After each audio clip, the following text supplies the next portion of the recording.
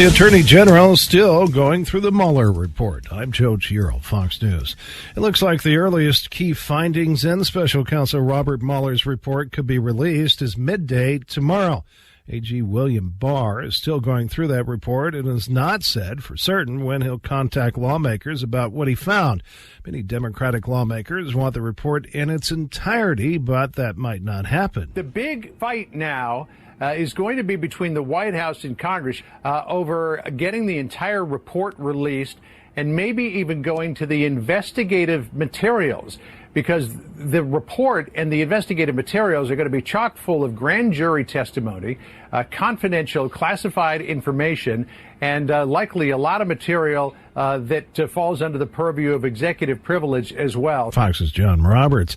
Key House Democrats held a conference call this afternoon. House Speaker Nancy Pelosi told them that she would reject any classified briefing on Mueller's report, saying the information has to be provided to Congress in a way that allows lawmakers to discuss it publicly. As things stand right now, the only thing the Democratic lawmakers know about the Mueller report is that nobody from the Trump campaign is going to be indicted for colluding with the Kremlin to throw an election. So now these lawmakers who for years have been urging Americans to trust Robert Mueller and let his investigation play out are scratching their heads. Fox's Peter Ducey. Anti-Brexit protesters flooded into central London by the hundreds of thousands today, demanding that Britain's Conservative-led government hold a new referendum on whether Britain should leave the European Union. Parliament will determine the fate of the Brexit in the coming weeks, and protesters say they're determined to force Prime Minister May to abandon that. This is U.S.-backed forces in Syria announcing they've liberated the last territory that was held by ISIS. Special Envoy William Roebuck believes ISIS has not been completely eliminated, though, and promises that the U.S. will continue to support its local allies. ISIS, or Daesh, remains a significant threat in the region. The United States and our partners and allies. We will continue to support the coalition's operations in Syria to ensure that this enduring defeat. The ISIS caliphate fell after weeks of heavy fighting in Baghouz.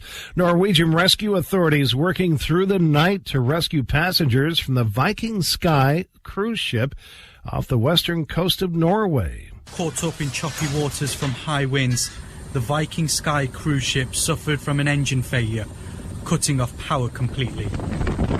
It was just a kilometre from the shore, heading to the rocky coast, when it issued a mayday call on Saturday afternoon. Around 1,300 people were on board before high-risk rescue operations began. Passengers hoisted one by one onto helicopters and airlifted to a coastal village. But the process is slow. It's believed only 10 to 15 people are being rescued at a time. Sky News reporter Inzaman Rashid. Authorities say there's a freighter in the same area that's lost power, and they've had to divert resources to rescue that crew. The father of a slain black teen pleaded for peace today after the acquittal of a white police officer triggered an apparent retaliatory shooting at the defense attorney's office and touched off protests in the streets of Pittsburgh. The verdict late Friday in the deadly shooting of 17-year-old Antoine Rose angered his family and civic leaders. I'm Joe Giro, and this is Fox News. Take the red pill, take the blue pill, take the red pill, take the blue pill. Take the red pill, take the blue pill, take the red pill, take the blue pill. Take the red pill, take the blue pill, take the red pill, take the blue pill. You take the red pill, and I show you how deep the rabbit hole goes.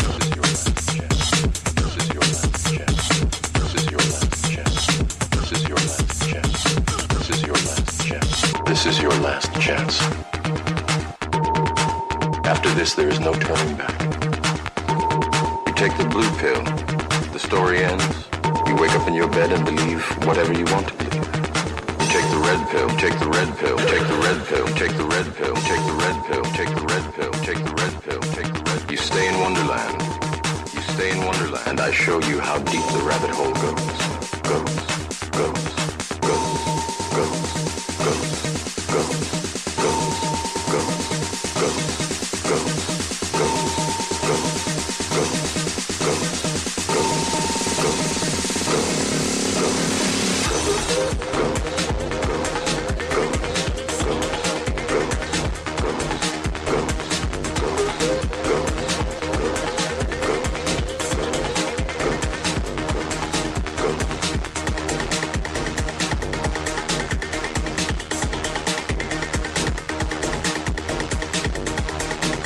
Now, from sunny South Florida, it's the Red Pill Reality Show with your host, Riscala.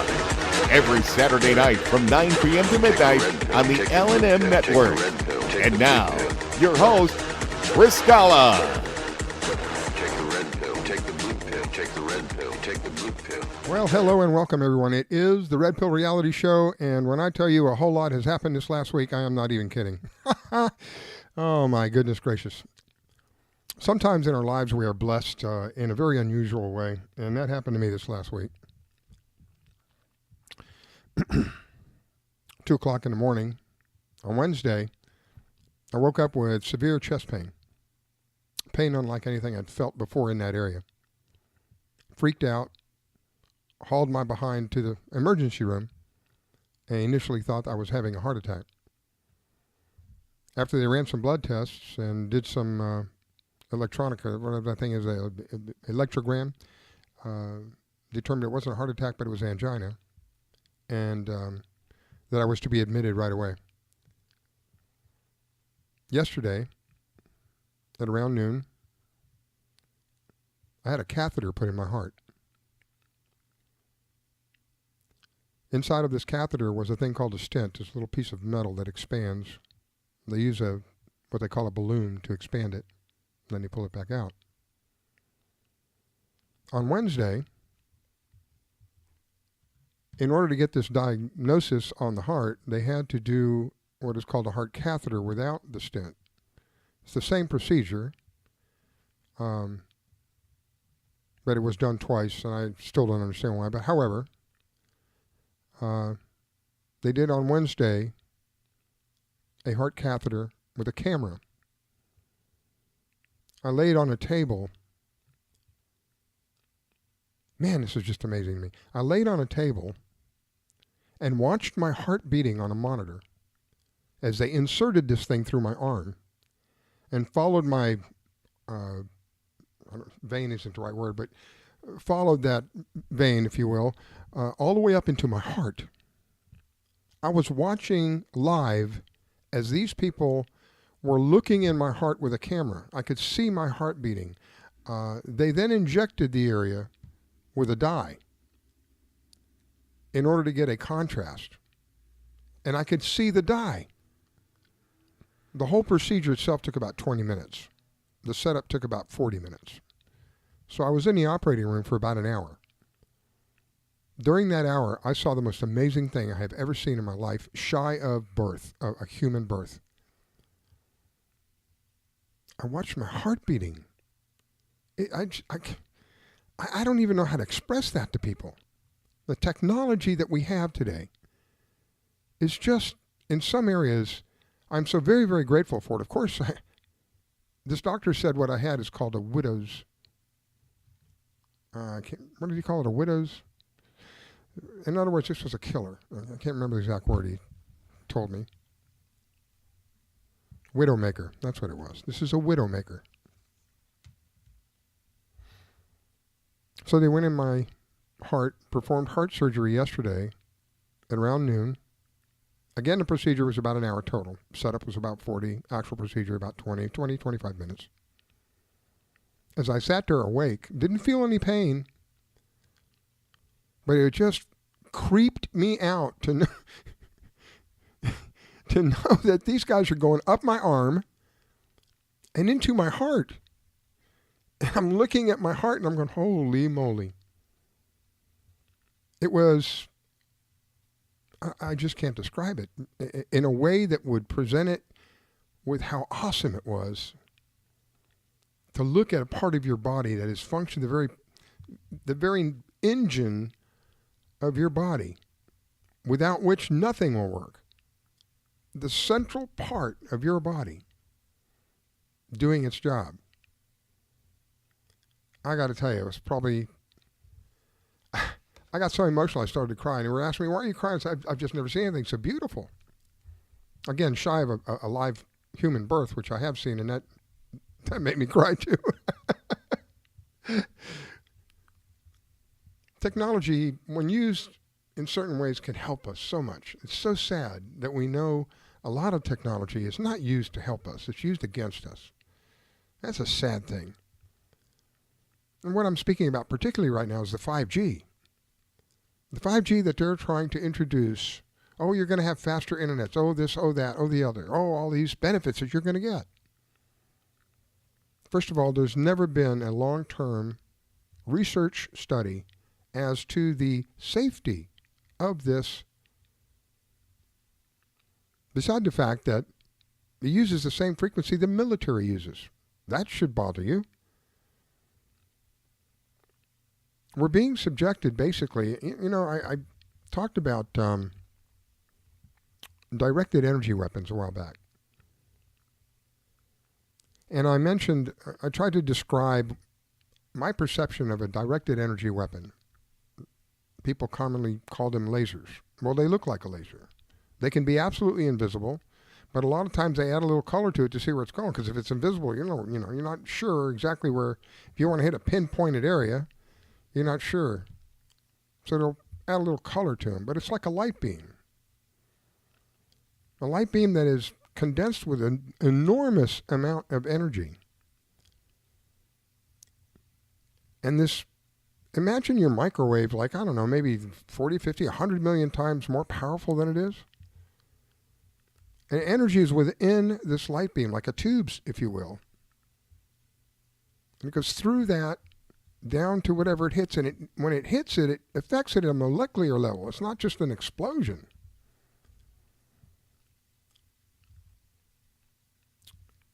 All of this is being introduced to us for the benefit of, quote, faster internet speeds, stronger cellular communications. But what they're not telling us is, has there been any real safety research done as to the validity of this product? Do you want to subject yourself to a low dose of microwave? They may have worked on my heart, but the brain's still goofy sometimes. You want to subject yourself to a low dose of microwaves? Because that's what's happening. It's bad enough that we carry these phones around with us all day. How many of you put that phone in your top pocket? That's one of the worst places that you could possibly put that phone. And you men that stick it in your front pocket, that's one of the worst places that you can put that phone. A lot of people put it in their back pocket and they pay for that by breaking the phone. But these phones emit radiation, low-level radiation. They tell you optimally you should be 3 feet away from the phone. Use your speaker whenever possible. We're being subjected to this on so many levels. We have it coming out, again, low levels of radiation. If you have a smart meter, which just about 99.999% of us do, here in Florida anyway, if you have a smart meter, there has been no research done in the safety of that smart meter. People have taken meters out to these smart meters and read very high levels of radiation coming from these meters. The Wi-Fi, if you're using Wi-Fi in your house, you're using a low, again, these are low levels, but think about this for a minute.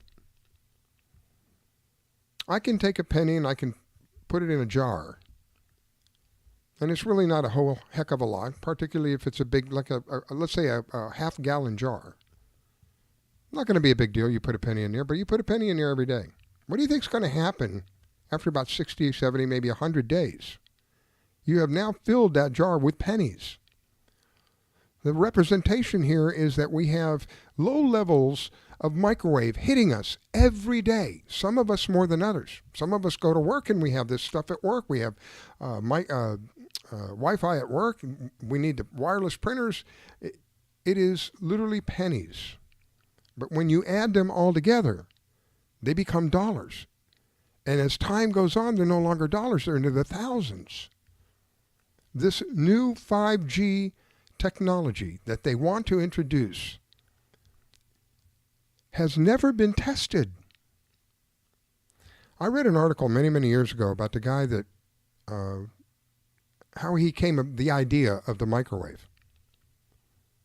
Now, I don't know if they were playing with me or not at the time. It was many years ago, but I think this is accurate.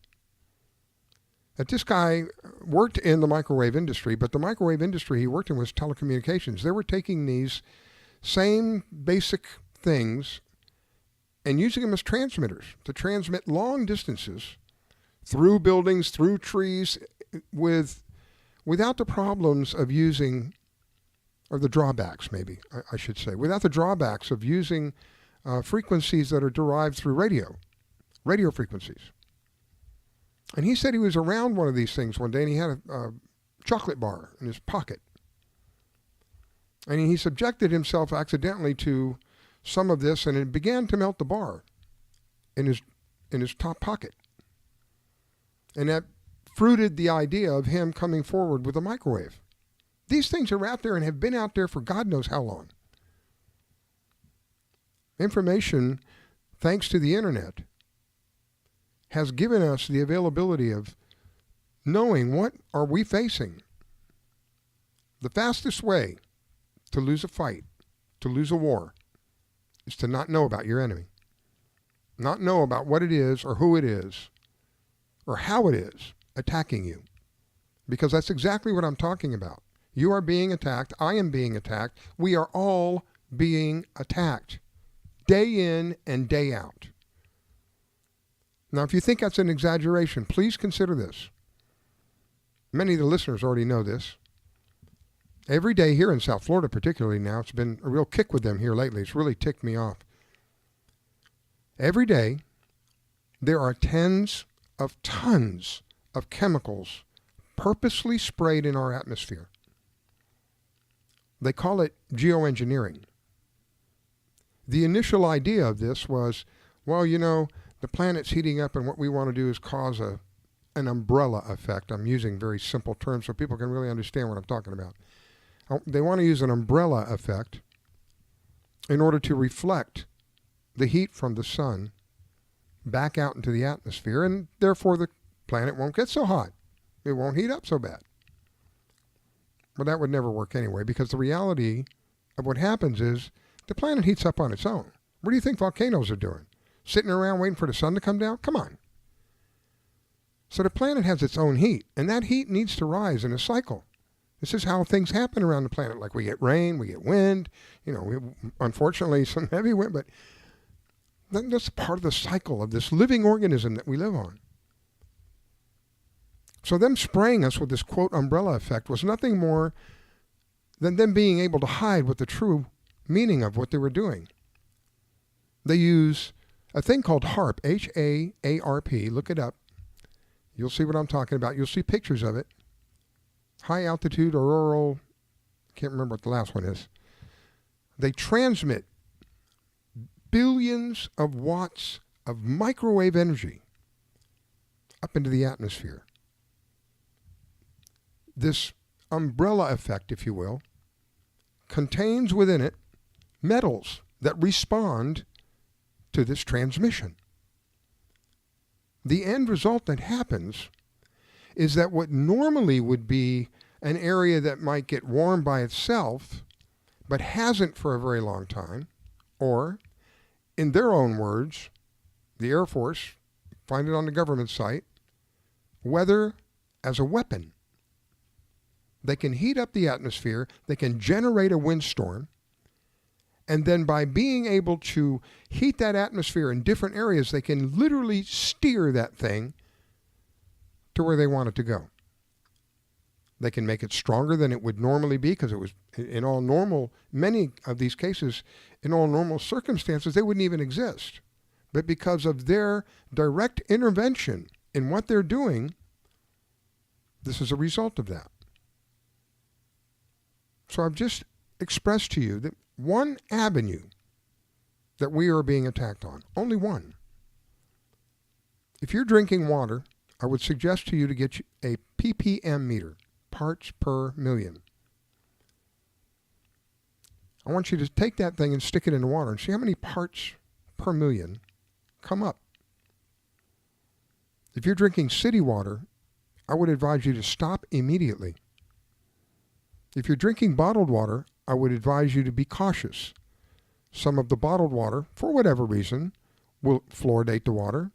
They'll also add, some of them will add I think it's nitric oxide. Small amounts. Again, we're not talking about anything that's going to hurt anybody all by itself. But again, these are things that add up. The result is, I read an article. Before I get to the article, I watched more television in the last 2 days than I have in the last 5 years. I was so bored. I had nothing I could do, and of course I had a TV in my room.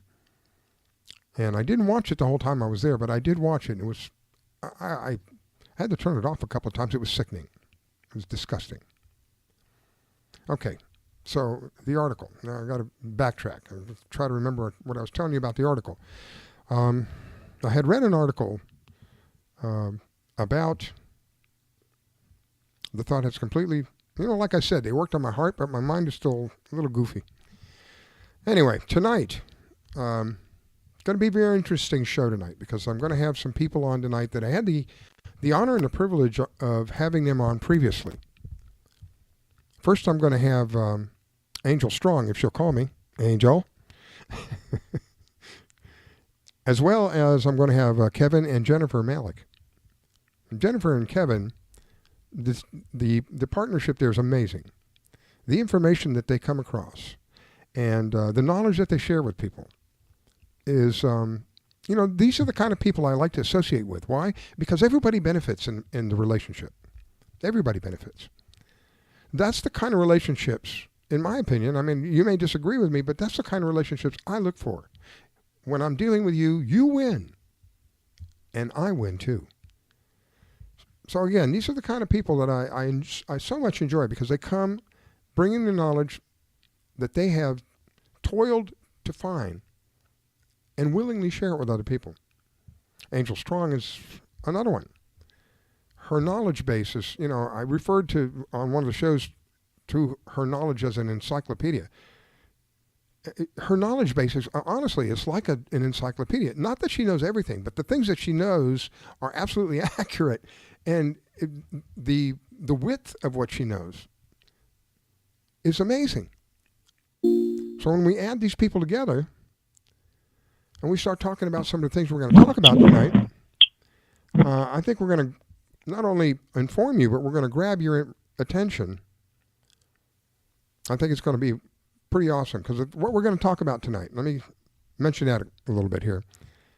It's going to be the New Zealand shooting, some of the very strange coincidences that are going on regarding that, surrounding that.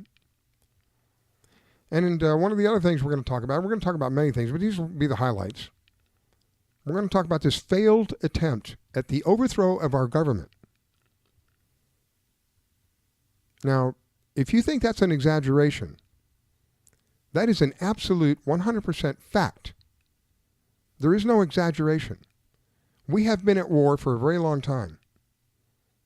And now, I hope and I pray that this report that has come out will be completely released, totally released. I don't know if they do, they're going to redact the snot out of it. I know they will. But I hope that they completely release all of it.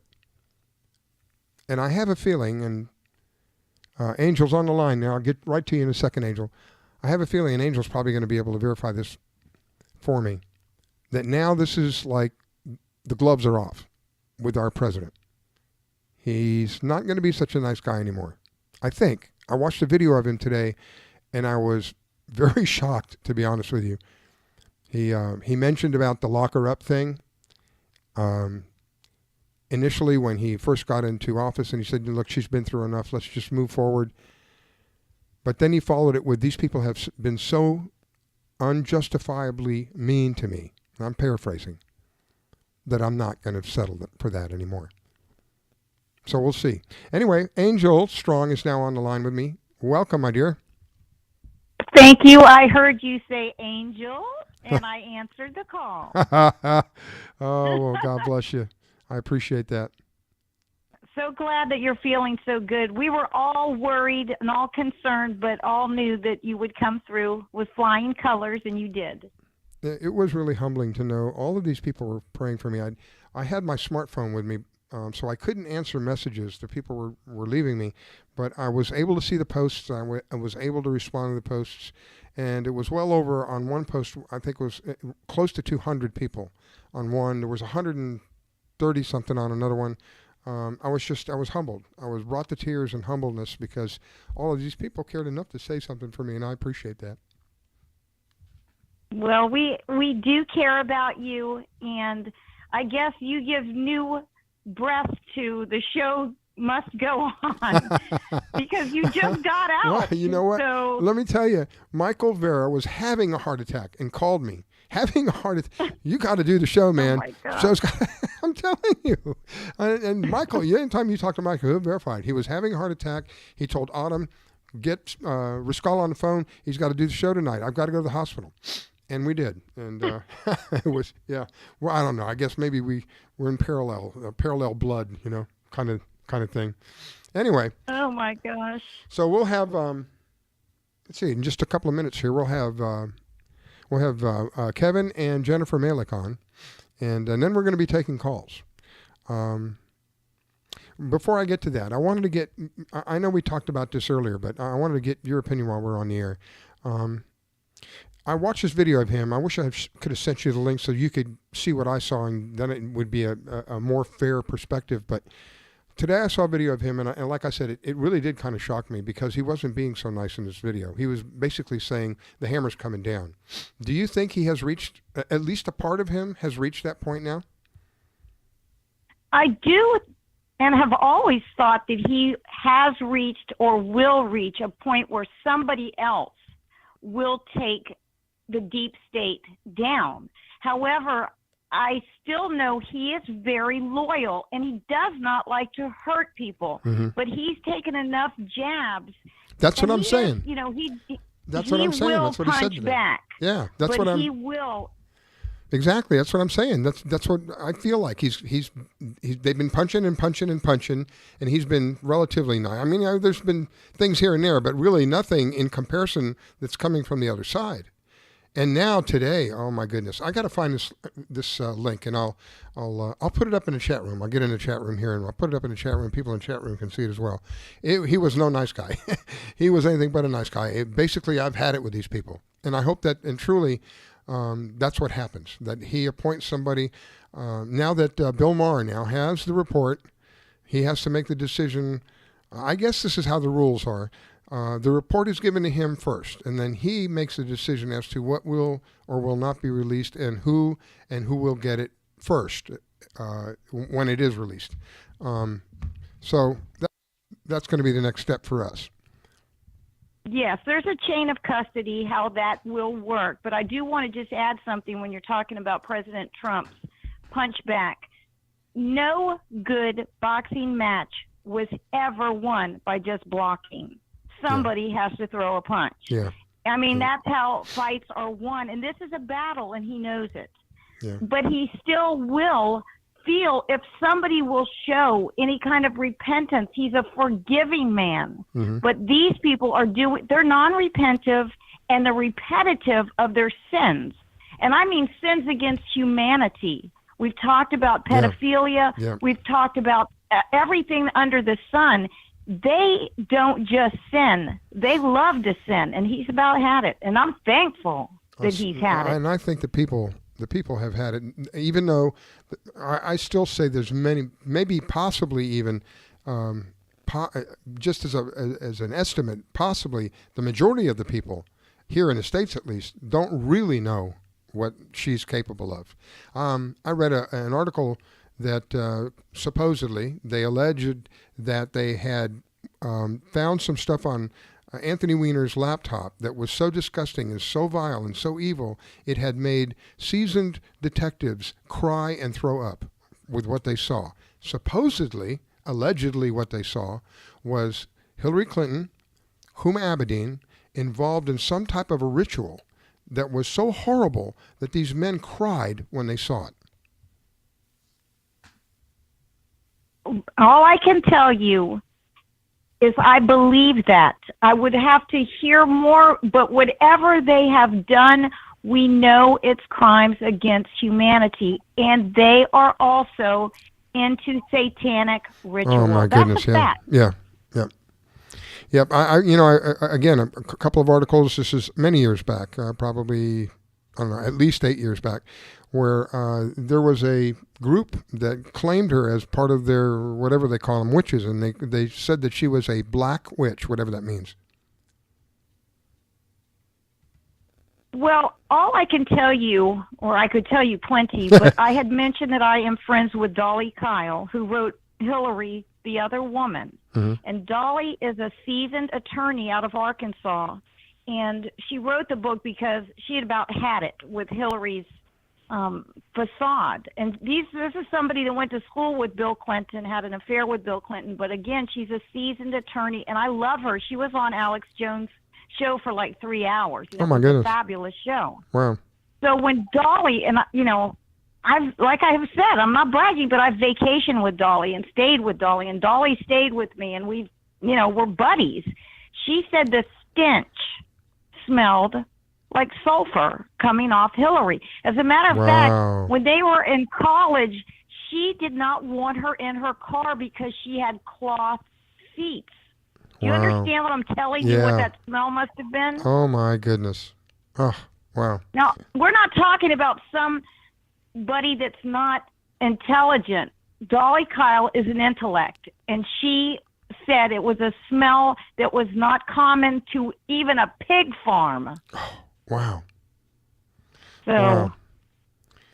All right, well, let's see. We're gonna start down the road here. Let me get... but before I do that, I want to welcome Angel Strong as a co-host. I really wanted you on at the beginning, but that's okay.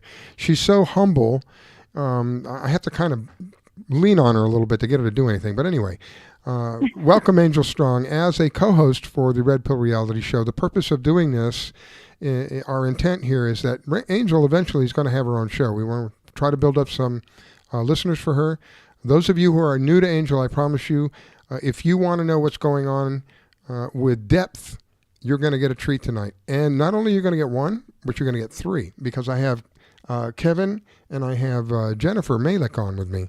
Again, people with knowledge who share knowledge. And these are my kind of people. So welcome, Kevin and Jennifer and Angel, to the Red Pill Reality Show. Hello, everybody. hello. And congratulations. Shalom. Yes, it's so cool. Awesome. We heard you guys talking about Hillary, and we didn't catch the first half hour, but as we called in, we were able to catch the last part of it. Uh-huh. And it sounds to me like demon. Who was it? Nichols said that Hillary used to get on a jet and fly to California once a month to participate in their satanic rituals, because she's a satanic witch. And it was a problem because people were noticing that she would just disappear during certain, again, like usually, every month they have their holy days, or the days that they observe, or, that they it's dependent on a lot of things. But yeah, she is a dark soul. And when you say sulfur, I mean, fire and brimstone, right? That's the smell of the devil. Exactly. That's the smell of the devil. Wow. So it doesn't surprise me one bit. Or me. And I would even, people like that invite into their world, into their life. Wow. They make pacts with them for power and whatever they want in turn for their soul at the end and their service during. That is beyond me. I agree. And we have things out there that are desensitizing minds, and I'm not saying against it, I have not watched it, but we know things like Harry Potter that make witches and warlocks more palatable for people to watch and think it's all good, not really realizing what witchcraft actually is satanic. They have made it vanilla, if you understand what I mean. Oh, yeah. Oh, absolutely. Look at them Ouija boards they have out now for kids. They're pink and they're blue and they're camouflage. And they even come with question cards for the kids to ask the spirits. Oh, geez. And the demons. Right. Yeah. It's it's. Oh my God. You're right. They're trying to. It's almost like a two-part process.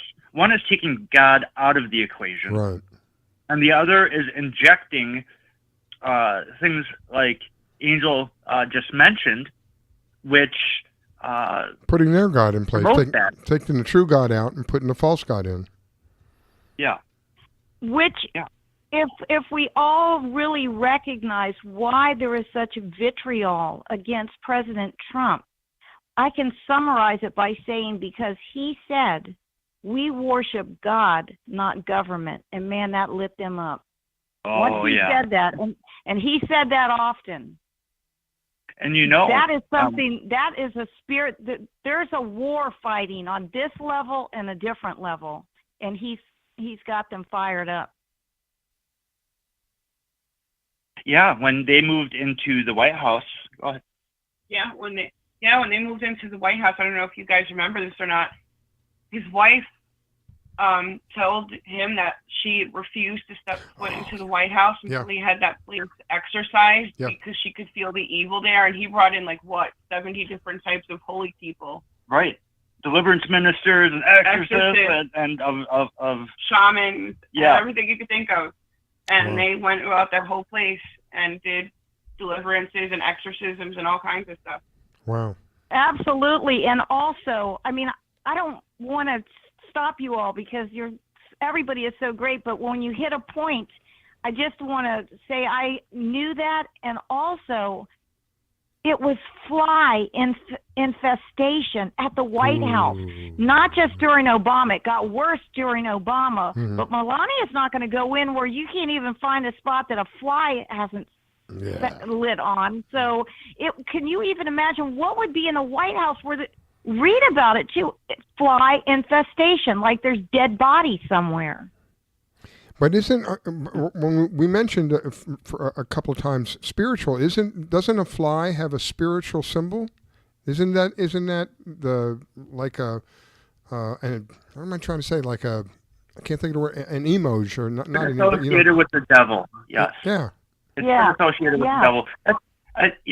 Some people say it's more of a pop culture thing, but we know of cases where people will as they're having other stuff happen, that's also on the quote unquote list, right, for demonic stuff. They may have flies in the middle of winter, or just something that one room or one area or something, and no matter what they do, no matter the fly paper or the black flag or whatever they try to, the flies come back. We've got to remember Beelzebub. That is the Lord of the Flies. That's biblical. Okay. Sorry. Right. Yeah. Typically in demonology, what you see is when you come across possessions, flies are one of the number one things that hang around the possessed and in homes. Wow. And I tell people, if you do not, it's not that somebody wouldn't trust me, but I say, read it, because who would believe that the White House is fly infestation? They had every kind of exterminator there. The exterminators were running out. Wow. So people need to understand that the White House is the Capitol, tied in with the deep state, right? The deep state is underground, much of it, and what goes on underground under America, we never hear about ever. There are whole cities down there. Yeah. There could be cultures down there. There could be, we hear about the Hollow Earth and these giant underground cities and even places like Delcy, where they have these. And that's all, it goes hand in hand with their secret societies, which is fueled by their theology. So it all goes hand in hand. I wouldn't be surprised if you can't enter the White House and go straight to what we would call hell, just through their tunnel systems and everything they got. Tunnels are I think it was about 7-8 years ago, maybe. There was a quote earthquake in Virginia, at Langley, in the area of Langley in Virginia. And then just shortly thereafter that, there was another, quote, earthquake at Colorado, right by the around the airport area. Now, these are areas that were not subject to earthquakes. I found out later on through one of my sources that they weren't earthquakes. Well, they were earthquakes, but they weren't natural earthquakes. Maybe Angel can verify this for me. They were atomic bombs in a war that was going on underground. Well, we know, of course, Langley is CIA headquarters. They were moving the headquarters from Langley to Denver, and the White Hats didn't want that. They wanted to intercept it and burn them. That's the information that I had. Yeah, well, it's like when they talk about the mysterious booms that everybody hears now and then. Yeah. And the booms are so noticeable that homes vibrate, street lights flicker. It's something that's not natural and it's not normal. And nobody knows what's causing them. Here in Florida, I think this was about 4 or 5 years ago, during a baseball game in Tampa, if I remember correct, during the game, this funny howling sound came out of all over. There wasn't any from one particular area that they could say, oh, it's coming from here. It was so loud and so strong that they believed later on what it was is they had opened a door to one of these tunnels without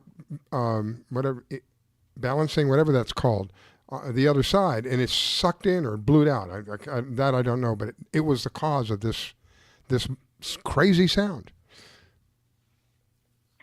Well, I remember that, and I'm telling you, as you said at your opening monologue, that there are things that happen, like what you were even saying, watching your own heart, how wild that is to watch your heart that's beat. Crazy. Yeah. Well, people know now that technology controls our bodies and weather, and you mentioned that in the beginning of this show. Mm-hmm. So those howlings, they can control to make whirlwinds, which is, of course, biblical as well.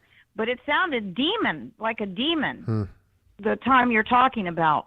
It really, the game, imagine in the middle of a game, everybody's excited, and all of a sudden this is so strong and it's so loud, everybody just stops. It just kind of stunned everybody. And it really didn't, probably that went on with them for 10 or 15 seconds. They just kind of sat there stunned with, what is that? Where's it coming from? And then they went on with the game, but I can tell you, they weren't very comfortable playing. This thing went on for a while, whatever it was. I just read an article. Weird times. Go ahead, Kevin. I just read an article, and they were talking about the deepest that man has ever drilled into the earth or dug into the earth. And it started, it was Russia. I want to say the place was called Kol. I don't remember the town name. It might be. Anyways, yeah, so while the space race was going on, they also had this contest, kind of like, they called it like the backyard brawl, to see who could go deepest into the earth.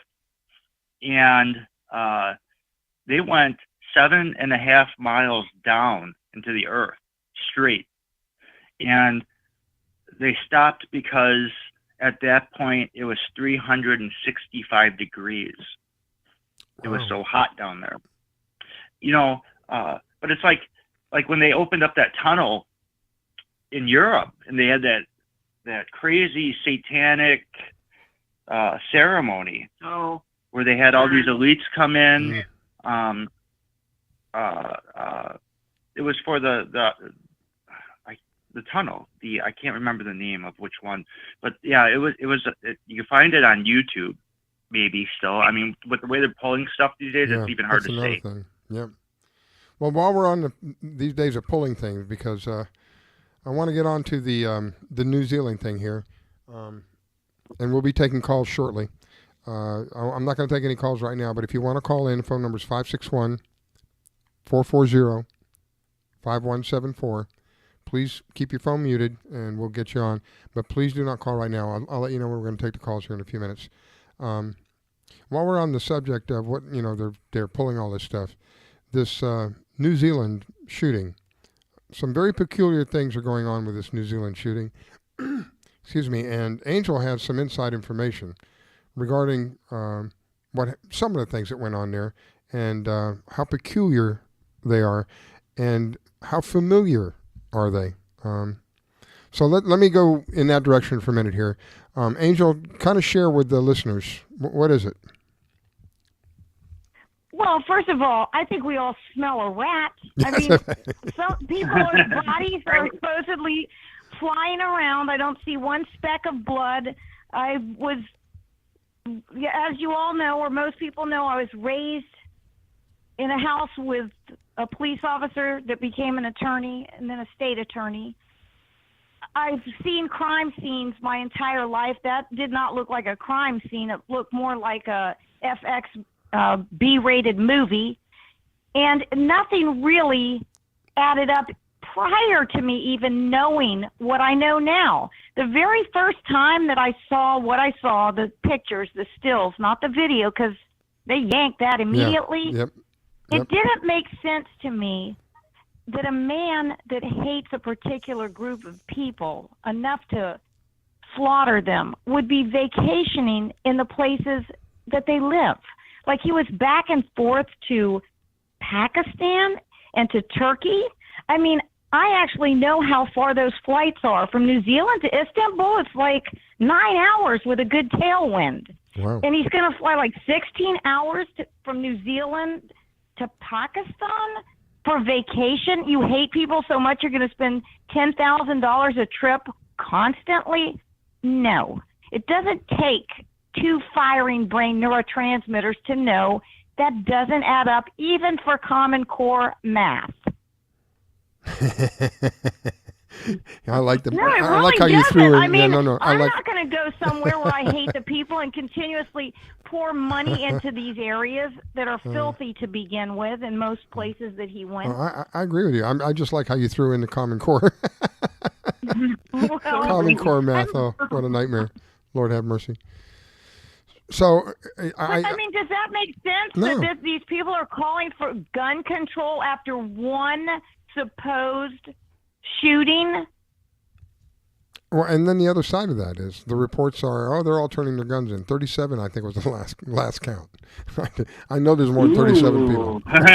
Lots of guns. That's funny. Oh, it's so ridiculous. It doesn't even make sense. Do people actually think we're going to believe these far-fetched, programmed, they're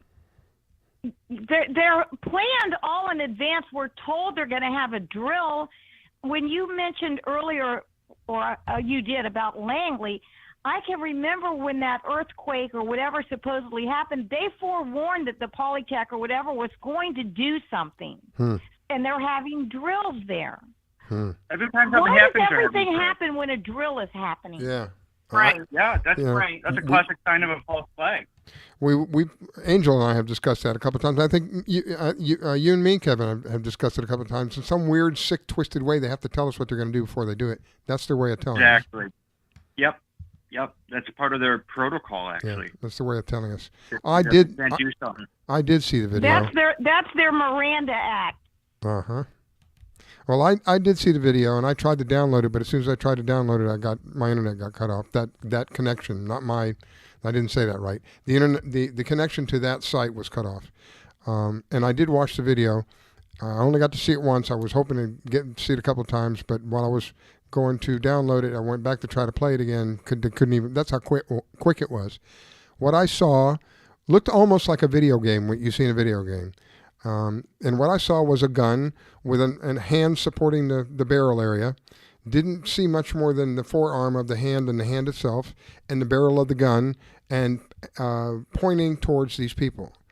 In the video, the particular part of the video I saw, there was maybe 30 people, maybe 25, 30 people that he was shooting at, and they were all falling down. The first thing I thought to myself is, where's the blood? You can't shoot this many people and not have any blood anywhere. The second thing I said to myself, he's supposedly using an assault rifle. Well, of course, we know about all that. But and he's at close range. Many of these bullets would either go through these people or he's shooting, bang, bang, bang, bang, bang, bang, bang.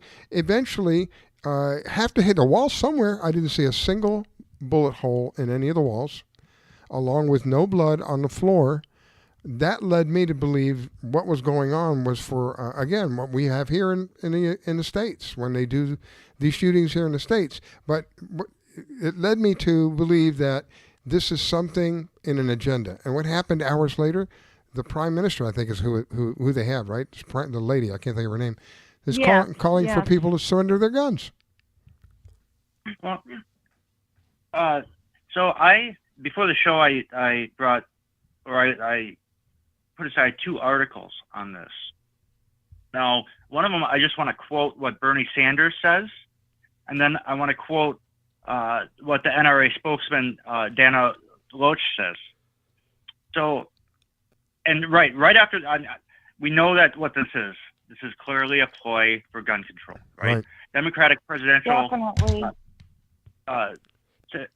Bernie Sanders, right, said late Wednesday, the U.S. must follow New Zealand's lead in banning assault weapons, and it should do so by taking on the National Rifle Association.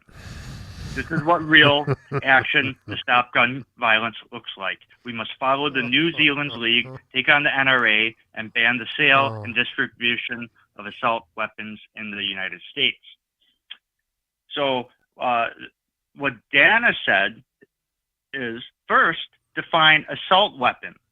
Words are important, and certain laws come into play depending on which words are used. So define this. Secondly, the U.S. is not New Zealand. Whilst they do not have an inalienable right to bear arms and to self-defense, we do. Well, you can see the direction. And wasn't it Miss Nasty Pelosi herself who said, well, when the Democrats get in, we're going to take all of your guns from you. We're going to raise your taxes. We're going to keep that border open. I think that's what she said. Right. Well, I would like to see how they think they're going to remove guns from people. They will most likely get the ammo, but not carried out in a package. Well, but carried out in their flesh. They're working on. It's not that I am saying anything about wanting people to be violent, but people are not going to give up the only protection we law-abiding citizens that have guns are going to just turn them over for criminals that we've already seen what they do. They stack up bodies like cordwood. They coming from people who would murder a child even after it has come out of the womb. They're the people that are telling you you must give up your guns. I don't think so. And nobody believes that they can actually collect guns from any criminal. Yeah. What they're basically saying is all law-abiding citizens will turn in their guns because we're law-abiding, but they don't understand that we've hit the tipping point. Yes, an excellent subject, the tipping point. So this New Zealand thing, I found out that John Podesta was there the day before for whatever reason, and anybody who knows anything about Mr. Podesta knows that he is, I'll just put it this way, less than honorable kind of person. Right. Yeah. Yeah. So a total villain. A very close friend of Hillary Clinton, who everybody knows wants guns, although she won't come right out and say it. So we're just going to do this for your protection. We're going to limit this. We're going to do that. The other thing, and I'll give you a minute here, Kevin, to comment on this. The other thing that I see happening is the ammunition. You mentioned the ammunition, Angel. The ammunition is becoming more and more difficult to get. There, for whatever reason, whether it's law, supply and demand law, or whether it's them, the government, doing things to kind of restrict it, whatever that might be. The ammunition's getting more expensive. They're going after the ammunition because in some states now they're looking at having people, if you want to buy bullets, you need to have a background check. Go ahead, Kevin. Well, the second article I grabbed is from, and this is the point of view of somebody from New Zealand, Michelle Kaufman. Troubling signs New Zealand shooting is being used to turn my country into an Islamic state, she claims. Wow. And this is from March 21st. She says, I live in New Zealand. I've become alarmed at developments in my country since the shooting last Friday. When I see magnitude of unfolding seems to disproportionate the magnitude of the crime. It seems like I've woken up and all of a sudden I live in an Islamic state. She says, here are some of the highlights of what's unfolding. The thought police are out in full force, and people are being scrutinized for hate speech. Green ribbons are being worn as a symbol against hate. Mosques and many of the prayer rooms continue to be protected by armed police. Police aren't usually armed in my country. Vigils are being held all over the place in solitary with the victims. They seem to have morphed into what amounts to support for the Islamic religion. One Catholic bishop held one last Sunday afternoon. After prayers there, they proceeded over to the mosque, which is on the opposite end of the road, and prayed and met there. She said, one of our bookstores, probably the oldest, has removed Jordan Preston's book, 12 Rules for Life, from the shelves because he was photographed with a member of the public wearing anti-Islamic t-shirt while he was in New Zealand recently. One Catholic church leader will go on as well on to Friday outside. They have been sympathetic and praying out of their interfaith role. And Catholic school students have been praying inside of mosques. So, and this is an attack. I'm not trying to single out any specific religion, although New Zealand is not an Islamic country. And when citizens are alarmed at the fact that basically in a short period of time, they've gone from what has been perceived as a culture like ours to a culture like you'd find in the Middle East.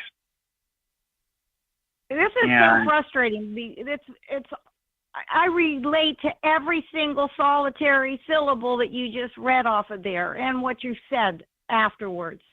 Because, look, let's get real here.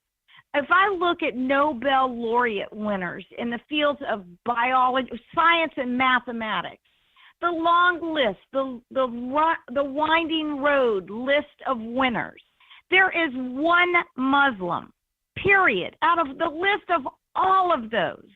So I want to know what they contribute to society, because I can tell you every Catholic, every Jew, even every atheist, that the long list of names on the Nobel, and I'm not talking about peace or art of Nobel laureates. That to me is hogwash, because Arafat won one of those. And Obama, who had not even gotten his toenail over the threshold of the White House, won a peace Nobel laureate. But what have the Muslims done that Obama said we're no longer a Christian country here in the United States? And he said of what the Muslims had contributed to our culture. Say what? And to what have they done in New Zealand other than pillage it? Yes. Well, you see that happening. You see it happening in the UK. You see it happening in Germany. You see it happening in Paris. You see what's going on in Paris. All right, we're up against a break. My friends, don't go away. It is the Red Pill Reality Show. I have an honor and a privilege of having with me as a co-host tonight. We're kind of showing her the ropes, if you will, Angel Strong, the one and only Angel Strong. And I also have, which is, again, a real privilege to have both Kevin and Jennifer on with me, who bring such a vast array of knowledge, particularly from, I want to say, like a paranormal, right, Kevin? Like a paranormal avenue. Well, I'm a paranormal historian, so yeah. I suppose. And you can... I would say the unknown and unexplained. There you go. There we go. It's a little more, what would you call it? General, in the sense that it can encompass more. I love it. I love it. Yep. All right, don't go away. We'll be right back and see if I can get this thing to work here. You're listening to the Red Pill Reality Show on the LNM Network. Don't go away. We'll be right back. What's up, Ricky Dillon here at the largest social media gathering in the world. So the internet is an amazing place, but sometimes it can be a not so great place with online bullying and trolling and stuff. Have you ever seen online bullying before? Unfortunately, it's kind of common. Online, people can hide behind the internet. Those comment sections can be a little harsh. Yeah, definitely. That's a good word for it. I've been called many homophobic names. I felt embarrassed. I felt humiliated. It made me stop liking myself. What if I told you there is something that you can use anytime that you see bullying online that calls attention to it in a nice way? Like, hey, that's not nice. I wish that was the thing. It's this! So anytime that you see any kind of hate online, go into your phone, go into the symbol section, post this I, and it says that that's bullying. That's not nice. So would you post this if you saw someone bullying someone? Oh yeah, definitely. It's like a lot more mature way to handle situations. Find the emoji in your phone, send it to 5 of your friends, and let them know what it means to be a witness. Go to eyewitnessbullying.org to learn more about the emoji. Thinking of moving? Before you do anything else, call Diane Whittick of Bowen Realty. She provides a concierge service. Things like having your home or condo packed and shipped, even take care of your home repairs or upgrades. Diane has the expertise to get it done. As a seller, you will have constant contact. She will furnish you with bids on any services that might need completion: air conditioning, plumbing, handyman, and even cleaning. Living up north and have a home to sell here in South Florida? Just give her the keys, address, and a signature. Your payment will be wired when the property is sold. That's right, Diane does it all. Thinking of buying? Diane has great listening skills. Tell her what you want, give her your budget, and like a genie, she will make your real estate wish come true. There's no regrets when you choose Diane Whittick of Bowen Realty. To reach Diane, call 561-247-5478. That's 561-247-5478. Diane Whittick at Bowen Realty, located in Wellington at Wellington Trace East and Forest Hill Boulevard. 561-247-5478.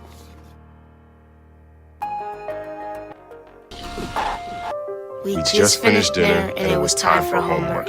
He hates homework. It makes no sense. I don't know how he finds anything in his backpack. I can't find my backpack. I couldn't even read his handwriting. Holding the pencil makes my hand hurt. I know he's bright. Why is it so hard for me? He's I'm just trying gotta as try a hard little as harder. I can. When you can see learning and attention issues from their side, you can be on their side. Go to understood.org, a free online resource with support and tools to help your child thrive. Do you have an unusual pet? Did you know that the Rainforest Clinic in Loxahatchee specializes in exotic pets? They see pets that other vets don't. Parrots and chickens, ducks, geese, turtles, snakes, goats, pigs, lizards, and even monkeys. Are you a beekeeper? Dr. Clubb, the first of her kind in the area? Yes, she takes care of bees as well. Dr. Susan Clubb has decades of experience and known around the world for her reputation as a premier avian vet. Located at 3319 E Road in Loxahatchee, just a short distance north of Okeechobee Road, you will find a modern clinic with in-house labs, which allow you to get your test answers quickly. You can find them online at www.susanclub.com. That's www.susanclubb.com. Or you can reach her at 561-795-4878. It's Dr. Susan Clubb. That's 561-795-4878. The Rainforest Clinic located in Loxahatchee. 561-795-4878.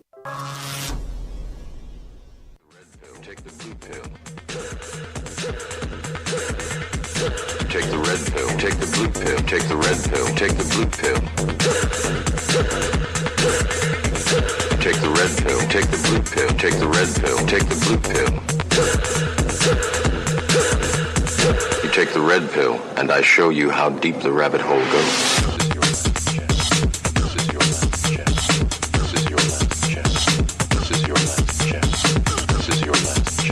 This is your last chance.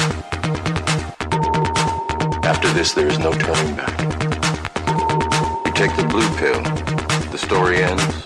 You wake up in your bed and believe whatever you want to believe. You take the red pill, take the red pill, take the red pill, take the red pill, take the red pill, take the red pill, take the red pill, take the red. You stay in Wonderland. You stay in Wonderland, and I show you how deep the rabbit hole goes. You're listening to the Red Pill Reality Show with your host, Riscala, every Saturday night on the LNM Network from 9 p.m. to midnight.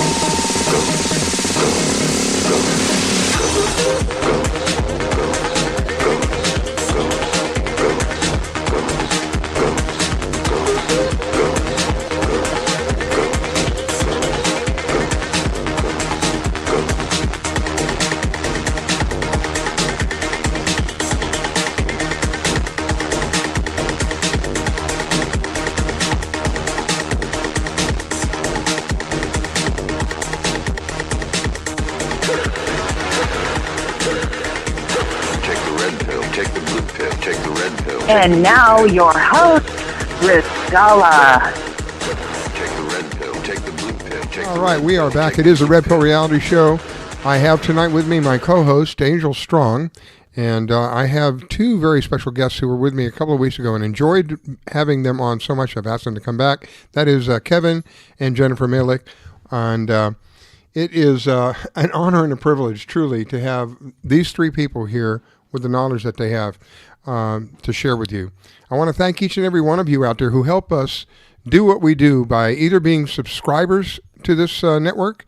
You can do that at www.latenightinthemidlands.com. You can find the information there. I also want to thank those of you who have donated to this network. And many people, when I say donated, I understand it. Many people don't donate in the sense of money. They donate something every bit as vital as that, and that's their time. We have people in the chat rooms who kind of monitor the chat rooms for us.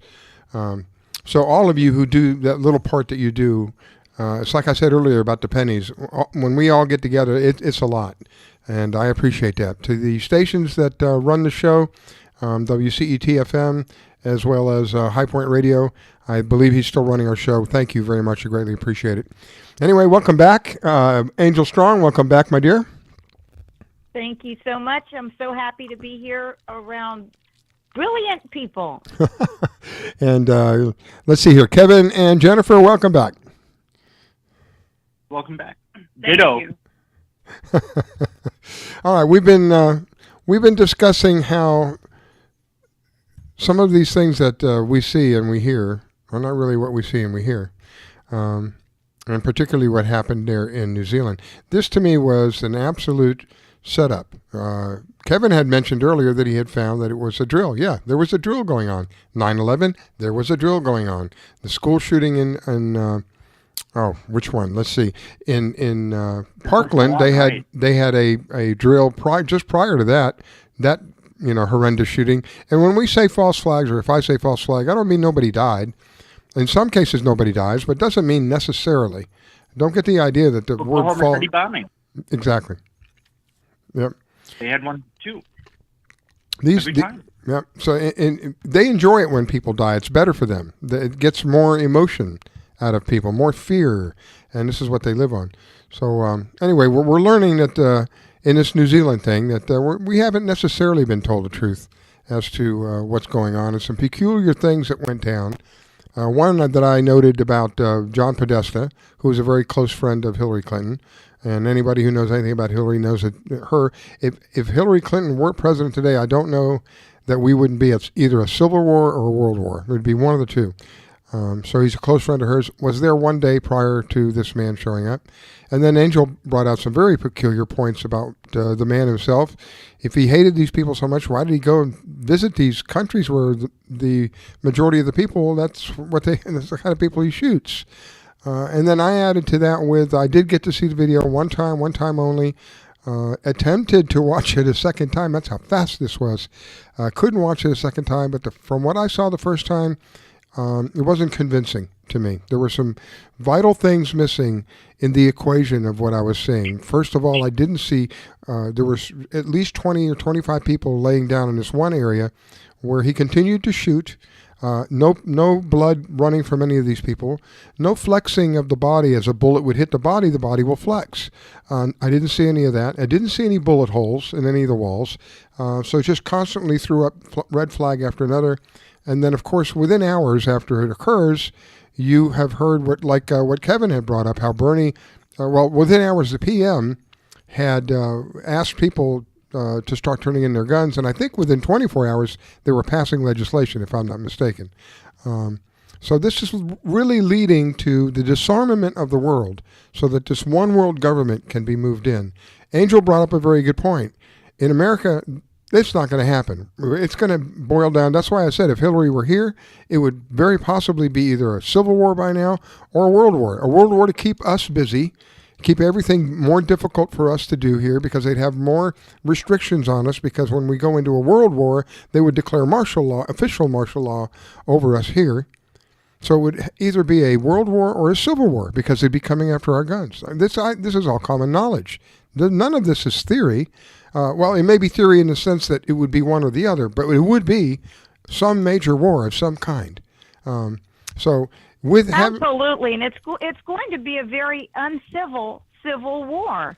True. And Hillary, we got to pass through God himself to put Trump here. And we've talked about that before. There's no way that people outside of Indiana, only a handful, knew who Mike Pence was, and to have the name Trump Pence as trumpets, for him to pick basically an unknown vice president who was very strong in his religious beliefs, very strong, and God gave us a little time to see if we would get our act together. The time is at hand. I mean, this isn't eschatology. This is just looking around, watching the stage known as this world. And we're watching all of it fall into place as we were told it would. I think what I find interesting about this whole incident was when you see the video footage and the photos of the assault weapon that had all this writing on it, even down to the casing that the bullets supposedly came out of, that even named shooters, and at the time period that they went on different sprees. Right. What a setup! And it just happened to be all over the gun and inside on the cartridges. Give me a break. And then you have people like Bernie Sanders saying, "Oh, we should follow their lead." Who else? I think Pelosi's. I may be mistaken, but I think Pelosi said something similar, and someone else in our wonderful government. That Kamala Harris. Yeah, we should follow their lead. So you you see the word Allah between her name Kamala, and there's your hint. Yeah, too bad. Too bad. Yeah, it's kind of like the gematria and all that. You know, it's weird how words, you know, and have I guess a duality to them. Absolutely. Yeah. Listen, if I were to ask everybody here and even in the chat room, whoever's listening, what color dress did Monica Lewinsky have when she brought down Bill Clinton? What color was it? Blue. That's right. Now think of that word. And what did she do? I'll rest my case. I mean, they do this for us to see who's going to figure this out. You got to warn me. Anthony Weiner, Elliot Spitzer, who happens to pick up hookers and spit on. I mean, let's get real. They tell us. Yeah. Oh, I could read off like an encyclopedia everything that I know of these names, but you get the drift. Look at word like spelling comes from the word spell. Yeah. Write. Yeah. Writing comes from the word write. Cursive comes from the word curse. Yes. There's more grammar. Right? I mean, and there's more symbolism than people realize. It's all around us. It's even in our face. And we, the American people, are the last stand for this world right now. I agree. Because we're the only ones left that are armed. We are the superpower. We are what... I'm going to turn this a little biblical real quick. America, the 12 tribes of Israel, whether people believe the Bible or not, the 12 tribes, one of them was Manasseh, and he had a son named Machir. It's M-A-C. They can either spell it with an I-R or an A-R in Hebrew. Well, that's where America, I don't care what anybody says about Christopher Columbus and somebody else, and it was named from somebody else. Originally, it was Machir, and that's where the word America derives from, which means representative government. Everybody that speaks Hebrew knows that. Okay, wait a minute. So what is the word Machir? Machir. It was a guy, it was the son of Manasseh. And I have worked with a man over in Israel. I'm not going to lead the whole show into that, but I'm just telling you, Machir means representative government. Wow. And Yair Davidi, who is he is a scholar upon scholar upon scholar over in Jerusalem. I have worked with this man, and he has written something called Brit, B-R-I-T, which we know is covenant, am, Brit, and with the word British means covenant man. And so many of the people that came over to America, and of course when we fought, the British seed lines were covenant people, a part of the lost tribes. I'm not going to turn this whole show into that, but there's a reason that true Americans love their God. And there's a reason why people that hate America hate our God. It's a spiritual and a biological war, and we're watching it. Trump just happens to be right now in the center seat of this battle. He's fighting on a spiritual level and on a biological level. That's right. That's exactly right. Well said. Thank you. But I mean, it's so frustrating because those of us that have eyes to see it so clearly, and those morons that are walking around like they can't see, really, they cannot see because they don't have the eyes to see. And we're like getting so frustrated that we end up getting stents put in. I found that link and I put it in the chat room for those of you who do go to the website www.latenightmidlands.com. You can find, just kind of look at the links. You'll see there's a chat room there available. You can go in the chat room, and there's a link there in the chat room. You can watch it when you have time. It's towards the end, or towards a little over the middle of that interview, where I see him. Basically, he's fed up, and the hammer's coming down. So there's you guys look at it. You get your own. I want you to think for yourselves. Come to your own conclusions. But that's what I feel. And you know what I noticed? I'm sorry, Jennifer, you go. I was going to say, you know what I noticed too? Another thing that just really made me mad throughout this whole thing. Now they're claiming that the suspected shooter quoted Trump as being an upstanding citizen and everybody should follow him as an example. And now they're blaming Trump. I know. This is so asinine. I heard he had like a MAGA hat or something. Is that even true? That's what they were saying. That's what they were saying, that he was of course they're going to do that, right? I mean, Trump is the what do you call it? The bolt in the gears, or the wrench, the wrench in the gears. Yeah. Thank you. Yeah, he really is. The Bilderbergs did not pick him. When we hear something like President Trump saying a witch hunt, he's letting us know that they're a bunch of witches. It's the witches doing the hunting. And I think it should be spelled witch as in W-H-I-C-H. Which hunt are they going to do next against him? They look under every rock to come up with something as if he has anything to do with this guy in New Zealand. That guy in New Zealand probably, if he even exists.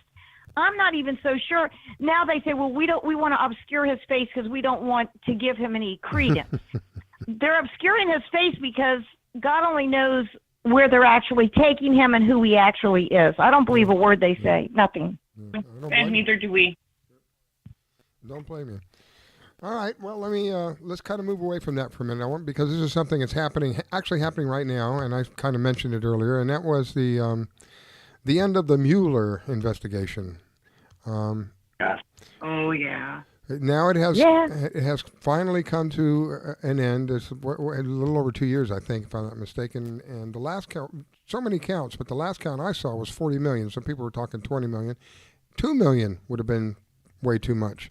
And they're basically saying there's nothing. They can't find anything.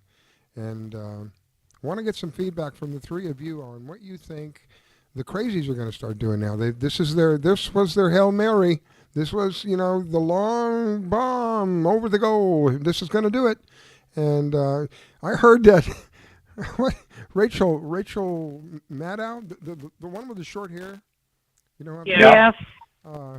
She actually held back tears because she did. She did. We saw that video when she was explaining it, and you can actually sit there and see that she was trying not to cry. Wow. And another one, I can't think who, but there was someone else as well, was reading it I can see her face. I can't think of her name. It'll come to me in a minute. She's reading the script, I guess, and then it gets to the point where, and they didn't file any indictments. Curse the chest. It's like the night when Trump won. They were, like Don Lemon or Lemon or whatever. I call him Don Lemon. He's lemon. He's a lemon. He is. He is. I mean, oh boy. Yeah, CNN is the worst news source anybody could possibly watch. That's another code, CNN. That's sin. That's sin. Wow. And they're telling us. Wow. If you just use a soft CNN, that would be a way to spell they're it. saying we're sin. Wow. That's crazy. Wow. It's right in front of us. Go ahead, Kevin. So, as for the indictments that are coming, that we want, right? We want justice. Yeah. Hillary and Obama have done treason and should... accountable. Yes, thank you. And so, one thing I did, we were talking about this before, that there were a couple sources saying that some people were in Guantanamo and Gitmo waiting military tribunals. And so today I went to check and see if there's any updates on anything like that, because I don't know if it's true or not. It probably, until we learn that it is true, we'll just assume it's not. Just a rumor. Yeah. I mean, we're better to see if we're, but it's still out there. We don't know. But I would think that at some point here, because Trump's got the evidence. He's just buying his time. He's sitting on it, waiting for that right moment. And like Riscala said, what's going to happen when he decides to finally release that punch? Yep. Because it's coming. It's got to be. I mean, I can't. I mean, I don't see how this can go away at this point. And I honestly just, if nothing else, pray for him. That he's safe and everything, because absolutely they got to be very worried. And yeah, I think everyone understands what I'm saying. Of course. And the thing is, I really believe, and I did this on a show with Riscala a week or so ago, that during that Bush senior funeral, at that point, I believe it had something to do with pedophilia. I won't get into that too deeply here, but I knew that the report was going to come back after their faces on that. He has the goods on all of them, and they know it. Now, the minions, the low life of the left, they don't really care. They just want to burn and destroy anything and everything. But Trump does have the goods on all those reptiles. And believe me, they're reptiles, and he knows that. Oh, yeah. Well, I noticed he's catching heat because he's starting to speak out. Now that the Mueller report has come in, and it's pretty blatant about how this whole thing was set up with the dossier and all who paid for it and all of that. He found it was any of us who were in the circles that follow this stuff knew that it was John McCain who was an integral part of all. It was a very crucial part of all. It would not have succeeded without his push, if you will, to happen. Yep. And now he's speaking out against that, and he's a bad guy. Yeah. Well, it's unbelievable. So let me ask you. Let me go back to this because I'm curious to see what you think. Now that we know the Mueller's report is in, and we're not absolutely positive, but I'm fairly certain that there's nothing about any collusion with Trump in there. I'm like 98% sure, 99% sure. I think if it had anything to do with it, an indictment would have come forward. So it's pretty clear that they basically cleared Trump. So now that we know that, and we know how crazy these people are, how badly they want him out, what do you think they're going to start doing now? What are we going to what should we be looking for at this point? Angela, let me hand it to you first, and we'll go with Kevin and Jennifer.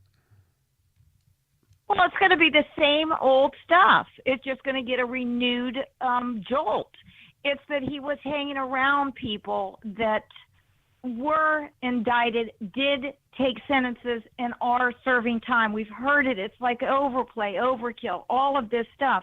As if, show me your company, I'll tell you who you are, which has zero to do with Russian collusion. If that were the case, Barack Obama was hanging out with Bill Ayers, a terrorist, and sitting under Reverend Wright, who was never right, he was always wrong, saying, God damn this country. Right. But nobody cared when Obama was sitting there. I don't care what any of those people did that were associates of Donald Trump. I only care what he didn't do, and he didn't collude with Russia. But they'll just keep, you've heard it over and over. All of you, the three of you on the other end of this broadcast know that they're all talking about, well, even though there's no indictment, he has people that are in jail. So what? So what? Yeah, but so you think that's the line that they're going to use now, because he has people that at one time worked for him that are in jail, not because of collusion, but they're just in jail. Oh, well, you see, all of these people are in prison. There's got to be something, right? Well, that's going to be the news feed until they find something else that they want to go to. They're never going to be satisfied with him sitting in that seat. Well, they're going to always find something else to try to bring him down. It's the worst I've ever seen on any soil across this globe, watching any political mess ever. I sent you a link via Facebook about that video. You watch it, and then you tell me what you think. Okay. It's a little maybe 5/8 of the. I mean, it starts out a little over a third of the way. The interview with him starts out, but where the part that really I felt shocked me was about 5/8 of the way. So, Kevin, we're going to turn to you, and by the way, Kevin, I sent you a link as well, so you can look at it and come to your own conclusion. I haven't seen it yet. And I wasn't going to watch it because obviously we're on air at the moment. Yeah. I didn't know if you were going to play it or not, but yeah. It's pretty lengthy, but there's a span of it there that I think you'll find interesting. Anyway, go ahead. Your input, Kevin. What do you think the other side's going to start doing now? Oh boy, I guess my feeling is it's going to get worse before it gets better, and I only say that because I do believe there is merit to the Holy Bible, and so and we see things heading the way what are they going to do next? That's a good question. That's really a good question. I like what Angel said about more of the same, because they'll do at least they're at least going to continue with what they're doing. The question is, can they step it up or not? True. Good point. And it's again, until some serious indictments happen, and that we can say for sure that they've happened.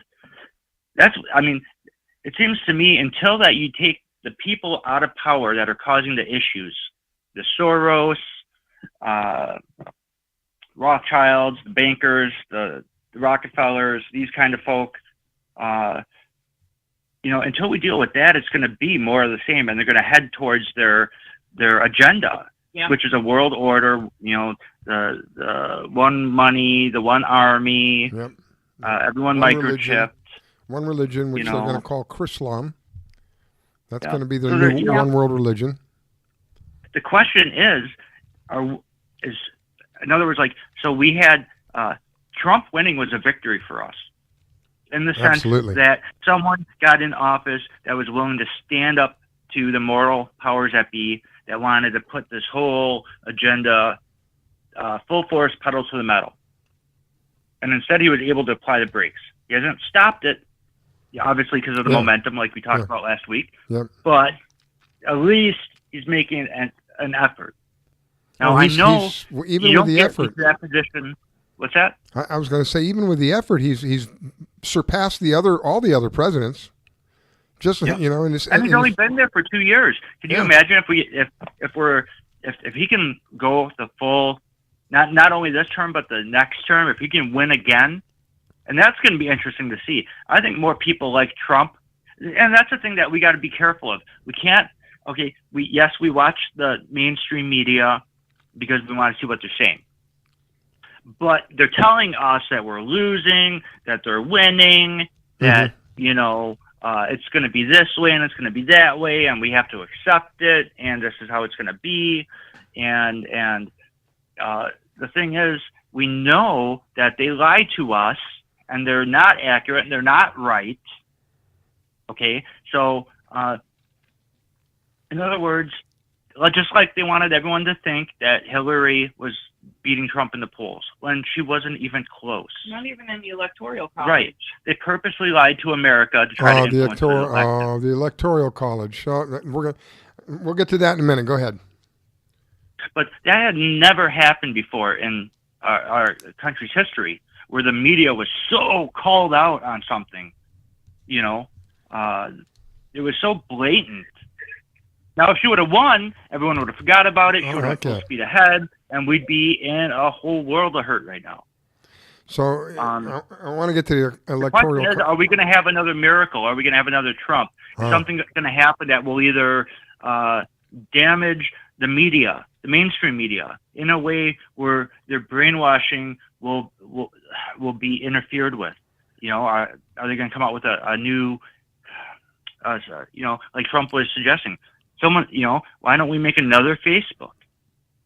Or why should these people have the only one? State-sponsored television he wants to bring out, which I really don't agree with. A state-sponsored television he wants to bring out. I think that, not that I don't trust him, because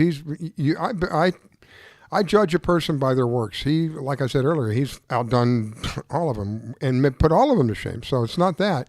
It's that who's coming after him with that ability to fund a TV station. What if we get another Obama? God forbid. What if we get somebody like that again, and they have power, enough power as it is, and then you have back it up with a TV station? My gosh.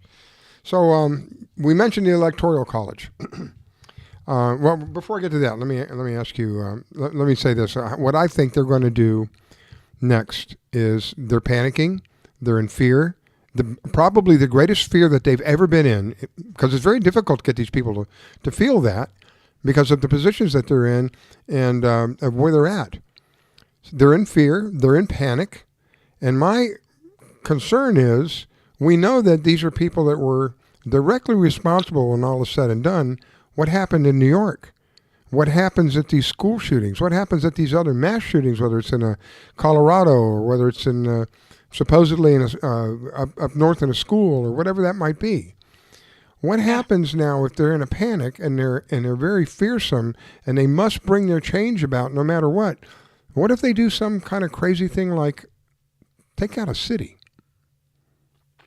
Yeah, that's not really unheard of. And if you look at like incidents like Sandy Hook and 9/11 and what we saw recently with New Zealand, events like this are not going to stop anytime soon. I think that we're going to see even more of them. And when I said it will get worse before it gets better, I'm thinking something bigger. I'm not, what if they were to do something like, let's say, blow up Yellowstone? Or cause it to blow up. How about they cause it to blow up? Like we know about, let me see what Angel thinks about this. Angel, I saw a research, like a documentary about the tsunami that hit Japan. And they believed in this research that the tsunami was man-made, that there were divers that were down there laying out nuclear weapons, and they were exploded in such a way that it causes tsunami. If that's true, they could do the same thing at Yellowstone, and my God, that's at least half of the United States. What do you think, Angel? Right, and then they would get their FEMA camps, they would get their martial law, because there's something that's bigger than has ever happened in modern times. Tell me what you think about. Tell me what you think about that, Angel.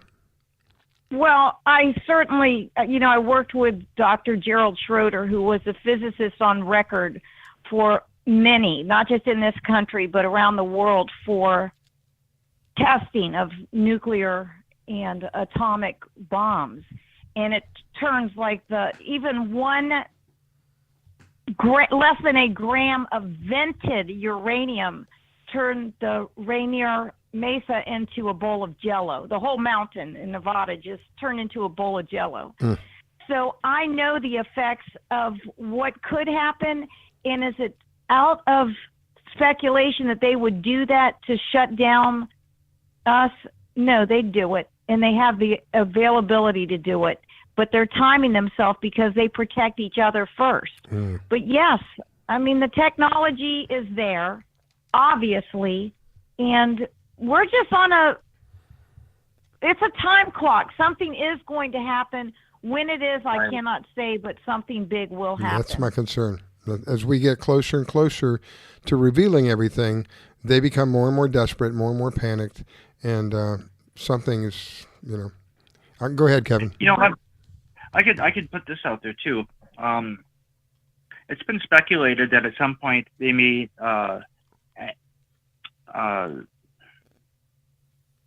I know this may seem far-fetched to some people, but however, it has been speculated that they may at some point fake an alien invasion. Yes, absolutely. And, stuff like, it may not be Yellowstone, okay? It could be something that Bill Gates releases, some kind of disease that takes out a number. No, it's interesting. It could be, anything could happen, and it might not even be man-made. It could be like a asteroid could hit the planet and screw it up. You just made me think of something, Kevin. There was a movie, and I can't remember because I only was walking by and heard the words, and it might have been Iron Man or something like that. But what was going to cause and create and then save was something called the Yellowstone. And I was just walking by, and when I heard the Yellowstone, I thought, I wonder if they're telling us something through a movie about Yellowstone. Not saying it would or wouldn't happen, but they do throw pieces of things like that to us. I will research that. But I think all of us here are saying we feel that they've got something up their sleeve, and they're going to do it. And somewhere in a movie or a show, they've already told us what it is. They're just going to pick and choose which way it's going to go. Right. Like if you think about when you go to the events in the past, like if you look at 9/11, they hinted at it in an episode of The Simpsons. Yes, and the lone gunman, which Riscala told me about. Yeah. If you look at Family Guy, they pretty much predicted Trump winning the presidency. And it seems like every time they get ready to unveil something, they put little hints out there, and they don't make it obvious because they want to see who's smart enough to catch it and who doesn't. Have you guys seen the Illuminati cards? The deck. There's a deck. It was a playing game. Like Magic, that kind of stuff. Magic the game, the card game. Anyways, so. Yeah, and they have one that's about the Illuminati, and it's got different pictures on each card. Well, this deck came out a long time ago, and they're showing a lot of stuff on these cards that really make you think twice. It's interesting. Look it up.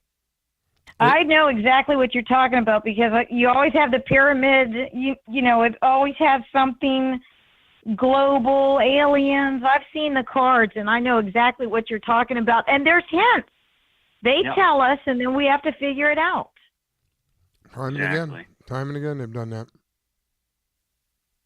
So my fear is, we didn't hear a whole lot about this, but there was some helicopters landing in Los Angeles. You remember that? Not too long ago. Yeah, not too long ago. Yeah. Angel, can you give me any insight on that?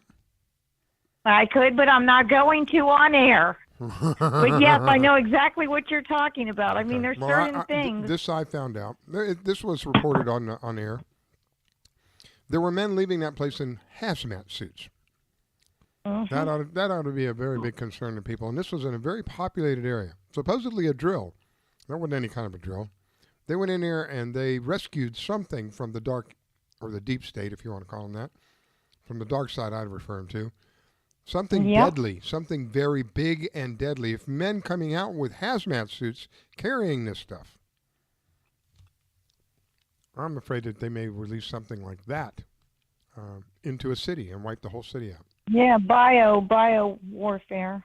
Correct. That's just one option. They have so many options up their sleeve. It's scary. It's really scary. And, the other thing is, and then you got Q, right? Saying that there's a plan to save the world. Mm-hmm. And some of the information they give us is good. And some of it is not. Yep. One of the ones I'm thinking of right now was February the 28th. They said in 26 days or 21 days, however many days, it worked out to March the 19th, I think it is. Something big was supposed to happen in that 21-day period. If it did, nobody heard about it. But then there's other things that they say that the information that comes forward is clearly someone got to be close to the president. I mean, some of the pictures I've seen, there's pictures of Air Force One. There's a picture of a very unique lamp that's in the White House, that's in a very private area of the White House. A couple of other pictures of the president himself, where it looks like you're, a foot or two away. So, they are there, but like you said, Kevin, the information is, why? Why would they do something? They may be trying to cause confusion on the other side by doing that. I don't know. It was just a thought that while you were saying that. Because, when you hear that, if you're on the side of good, of course, you're glad for it because it's the good guys, right? The good guys want to stand up to the bad guys who are running away with the show and ruining everything in the process. True. And so that, the idea is nice. Now, the thing is, I feel like anybody, we have Trump as president, and I like him better than any of the other presidents. For sure. And I think that out of all the people that we would get the chance to vote for, he is certainly the one that has stood up against the mortal powers that be, more so. Oh, unbelievable. And right, so I do feel that he cares about, for instance, God. I don't think he's a devil worshiper. I think he really believes in God. I think he believes that he is doing the right thing, that he's serving God, trying to save the world. I believe that he believes that. Mm-hmm. And so for that, I'll back him. The problem is that not himself, but his grandfather has ties to secret societies. However, Trump doesn't seem to have that, which is good, because if he did, then he'd be in the club and he would be evil like the rest of them, and he's not. My question is, he must have some backing, some protection, something that is formidable enough to allow him to be where he's at. It's the military. Angel, let me ask you real quick. Kevin, it's the military. He has all the information that I have tells me it was the military that initially convinced him to run. He really didn't want to do this, but he also loved the country. He really does love the country. I know that sounds corny to some people, and it sounds fake to some people, but he really does love the country. I went back almost 30 years ago, and 30 years ago he was telling people, I don't want to get involved in politics and nasty games, dirty. I don't have anything to do with that. But I'm worried, I'm concerned in the direction that this country is going. So it's not off the table, but it's not something I want to do. And now Angel she's in a unique perspective in this because she knows people who know the president personally. And so she has a and closer insight. I'm not bragging because I've let you talk to the person. Yeah. Do you know what I'm saying? Oh, yeah. Because people may think that I'm just throwing names out. No. You know specifically. I spoke to this particular person myself. So, listen, President Trump loves God and he loves this country. I'm sick and tired of hearing about immigrants when this president's been married to 2 immigrants. Why doesn't anybody say that? He's anti-immigrants and he married Ivana and he's married Melania. Do you know any other president that's married 2 immigrants? Right. And, that's the thing. Like, he was the #1 reality TV star in the world. He's survived his whole life without any major, seriously negative scandal. He's liked by everybody. His own employees like him. People, I've heard good stories about him even before he became president. Things like, ordering his limo driver to stop the car and help the guy with the flat tire kind of thing. Just stuff like that, just good, he has a soul. He has a soul. He has a good soul. He is a businessman. You can't be a milquetoast and be a New York businessman. You've got to have a backbone, not a wishbone. So we know that he has that. But he is a good person. What we hear about him doing good is one teensy, minuscule, minute amount of how much good he's actually done because he doesn't brag about it. People come out of the woodwork to say, hey, by the way, he did this, this, and this for me. The people that are against him are against anything good. When he was just a star, per se, not the president, they were fawning over him. Even Buddies. that Kathy Griffin, she was having her picture taken. I mean, listen, let me just say this, because Riscala and I spoke about this at a previous show about Pizzagate. Well, Donald Trump did a commercial for Pizza Hut years ago with Ivana, and he ate the pizza backwards, crust first. And that was a hint to me that he was going to turn everything upside down. Wow. And if that crazy Beto or whatever this guy is, O'Rourke. Yeah, Beto. You guys hear the poem that he wrote, that sick? Oh, I know. That's horrible. Yeah. What a It's nut job. disgusting. But guess what his final line was? Reread it. It says, at the pizza shop. Yeah. That's the final line in his despicable, disgusting, demented poem.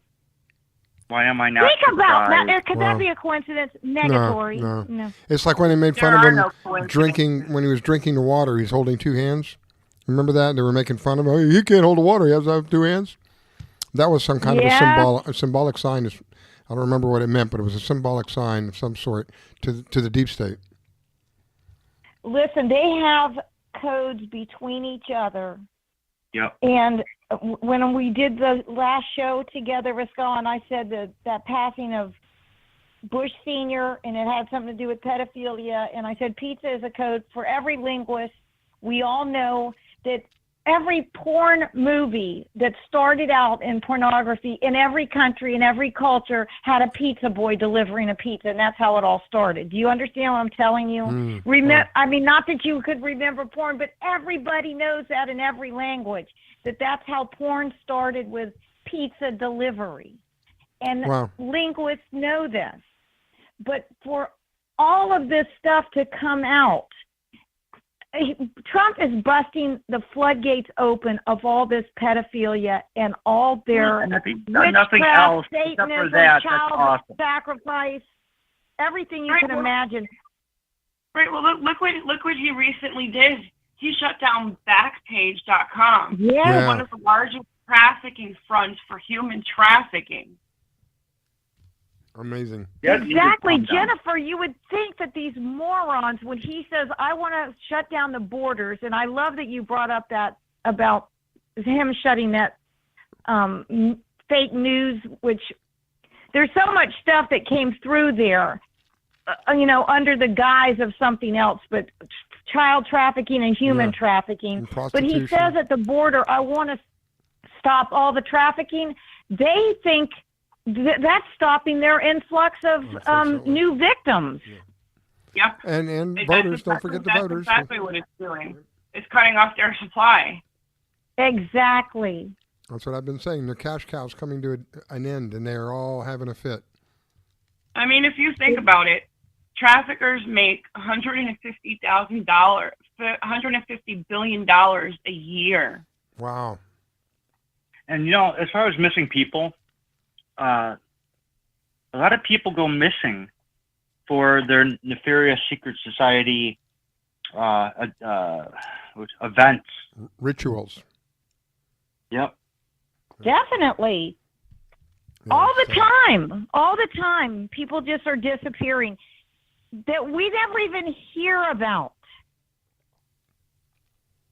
Where was it they found the... somewhere they found a bunch of kids and they were never even reported missing. It's just recently, just a couple of months ago. They found I can't remember the number, but I remember reading how bizarre. They weren't even reported missing, these children. We go back to the lady with the blonde hair, and again, I see her face, but I can't think of her name, coming out of Haiti with, 30 or 40 children she was supposed to be helping. And they come to find out that these children weren't orphans. They weren't children that were homeless or parentless. They were actually being human trafficking going on, directly related to the Clintons. And this lady I don't ever think she saw a day in jail. This Hillary intervened personally and saved her behind. Listen, if President Trump was not in office, we'd know zero about any of this. Amen. Yeah, I think the number, and I don't remember the woman's name, I think the number was anywhere from between 200 to 300. I know it was a heck of a lot of kids. Yeah. You might be right, because my mind, like I said, they just fixed my heart, but my mind's we're still working on the mind part. All right, let me get this break out of the way. Let's see. Yeah, let me go ahead and get this break out of the way because we're close to 11 anyway. And we're going to take a break, my friends. Please don't go away. And before I do that, I want to say thank you to each one of you out there who do your little bit to help us keep going what we're doing. Thank you to the guests. Thank you to my new co-hosts for doing what you're doing. I so much enjoy when I'm around people who have knowledge and then want to share that knowledge for no other reason than to make everybody else knowledgeable. And the end result is it's better for everybody benefits. And that's the kind of thing that I really, really love. All right, let's do this. We'll be right back. You're listening to the... Oh, we got the wrong one. I love it. My computer's the wrong name. I love it too. Well, I was close anyway. Let's see if I can find the right one this time. I was in the wrong folder. All right, here we go. You're listening to the Red Pill Reality Show on the LNM Network. Don't go away. We'll be right back. Do you need toner for your Epson, Hewlett-Packard, Canon, Brother, Apple, or Sharp printers? Look no further than Laser Technologies. In business for over 20 years, they offer the lowest prices on toner on the web. They can also repair your laser printers and toners fast and easy. Call their expert staff today at 561-792-9600 or email us at service@laser-technologies.com for all your toner needs. All toner is shipped nationwide. Why wait? Get the lowest prices on toner. Call or email us today. Grace has some pretty stellar arms, like Serena Williams good, but her face is pretty disgusting. Someone please tell him to go back into his closet and leave us alone. Britney's face is so stupid and I hate her so much. It's like a scientist created her in a lab to annoy humanity and didn't even do that good of a job. Megan reminds me of a troll doll that came to life intent on killing us with her stupidity. Why is Grace's head so big? It definitely has nothing to do with how smart she is and probably everything to do with how bloated she is. He's so funny. Just kidding. Who would find this disfigured flamingo funny?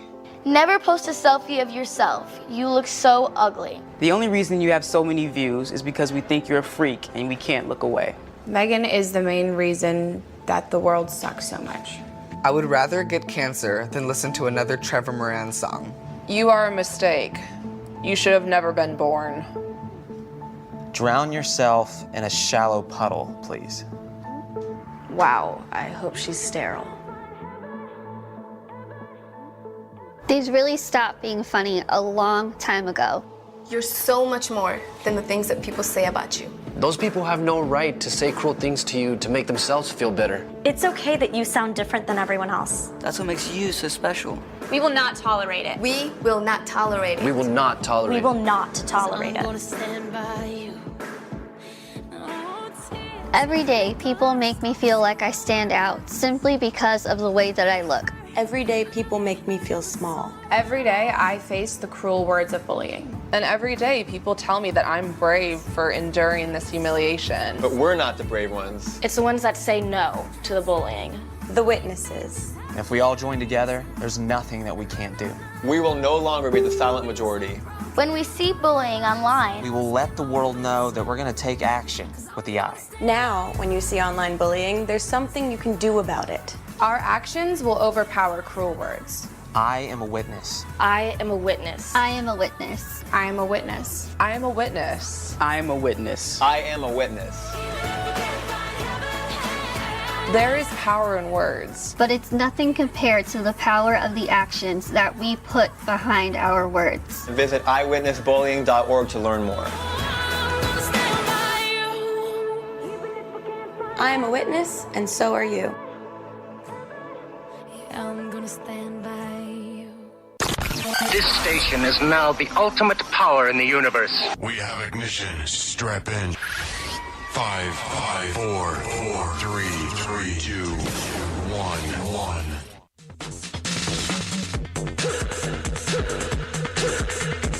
Take the red pill, take the blue pill, take the red pill, take the blue pill. Take the red pill, take the blue pill, take the red pill, take the blue pill. Take the red pill, take the blue pill, take the red pill, take the blue pill. You take the red pill, and I show you how deep the rabbit hole goes.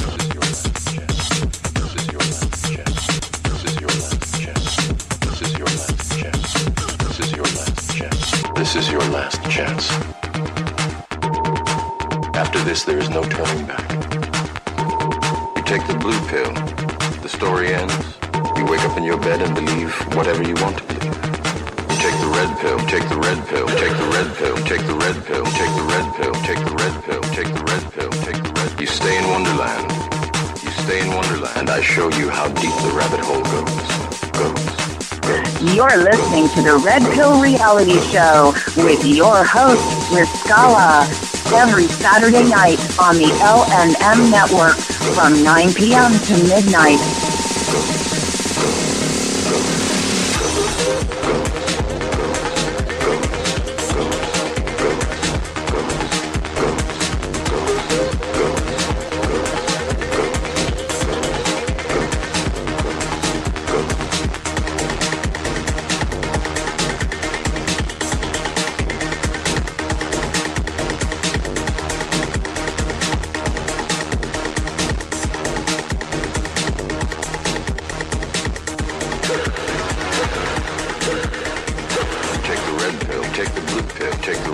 And now your host, Riscala. Take the red pill, take the blue pill, take the red pill. My friends, it is an honor and privilege to have you listen in and allowing us to share with you those things that we run across and the information that we have. Again, it's everybody benefits. One of the greatest weapons that you can have is knowledge. If you don't have knowledge of your enemy or how your enemy is attacking you, you'll never win the war. You have to have that knowledge. That whatever that knowledge might be, you have to have that knowledge in order for you to be able to have some effort of some sort. Why is my silly some effort of some sort to win that fight? Because right now we are literally in for the fight of our lives. That's literally what's happening before us now. The evidence is clear. It's no longer hidden. Mueller reports in, and clearly the president will not be indicted, so there is no collusion. And as we've been discussing, it's a little worrisome as to what these crazy, psychopathic, evil people are going to do. And we're going to have a little bit more of a discussion about that. If you want to get involved in this, you can give us a call. It's 561-440-5174. And just remain muted, and I'll get you on as quick as I can.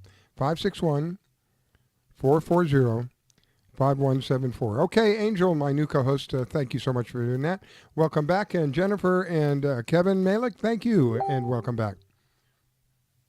Happy to Thank be you. here. Happy to be here too. So, we've been talking about, these crazy people. What could possibly be up their sleeve, if you will, for the next round of things. And I had mentioned a couple of things of going back to what happened in Los Angeles. And we know that these people were responsible for what happened at 9/11. You combine things like that together, and it's kind of concerning, at the least, of what they might come up with. So now that these things have come out, that at least some people know the actual truth of this Mueller investigation. Hopefully that it is, in fact, what they found, and it hasn't been doctored in a way to show something else, maybe to hide something else. But if it is what I hope it to be, and it's in the hands of the Attorney General now, the Attorney General is going to make a decision how much of that's going to be released to the public. I think at this point, like I said earlier, I think the gloves are off. I think we're going to see some big changes. I think that big names are going to begin to go down. And one of the things, and I'll get your feedback, Angel, as well. One of the things that I see now is Hillary Clinton has become a liability. More and more people have turned against her, and it looks as though they're going to throw her under the bus. What do you think, Angel? It better be a big bus. I mean, let's get real. Remember when they had the shoe in that she was going to win? Without a question, she was going to win the presidency. Yep. What was the title of every magazine? Madam President. That's right. And what is a madam? It's somebody that promotes hookers. Yep. So I'm telling you that they have all the dirt on her and all of her disgusting rings that she has led for all these years, and it's going to all come out. Now, what will all the other people that are in the same rings with her, they're going to be afraid also. It's going to have to come down to where President Trump has Barr right now in a position, if he will push through to prosecute or indict these people for their crimes. That's, I think, why we're all so frustrated. Yeah. We know they've admitted their crimes. Trump denies doing anything wrong. It's proven he hasn't done anything wrong, and they still go after him. They admit they do wrong, and nobody goes after It's them. in your face they do wrong. Right, Kevin? Do you agree? It's in your face they do wrong, and they don't care. Yeah.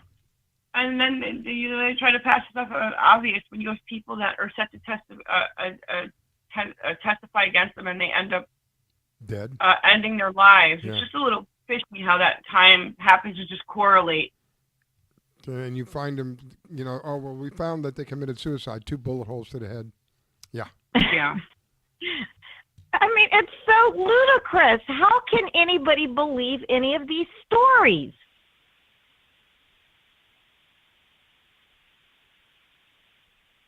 Well, I tell you,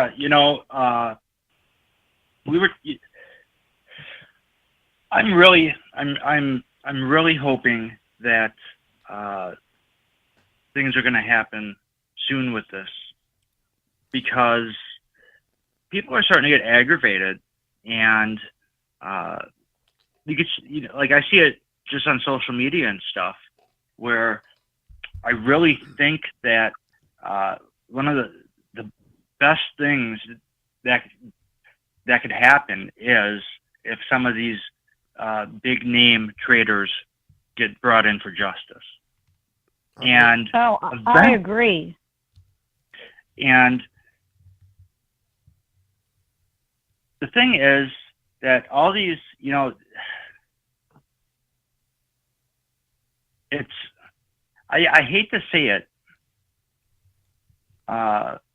It seems to me that, like, Obama, with all his years, and the Bushes and the Clintons with all the years, have allowed so many crooked people into lower levels of government and into judges' positions and whatnot.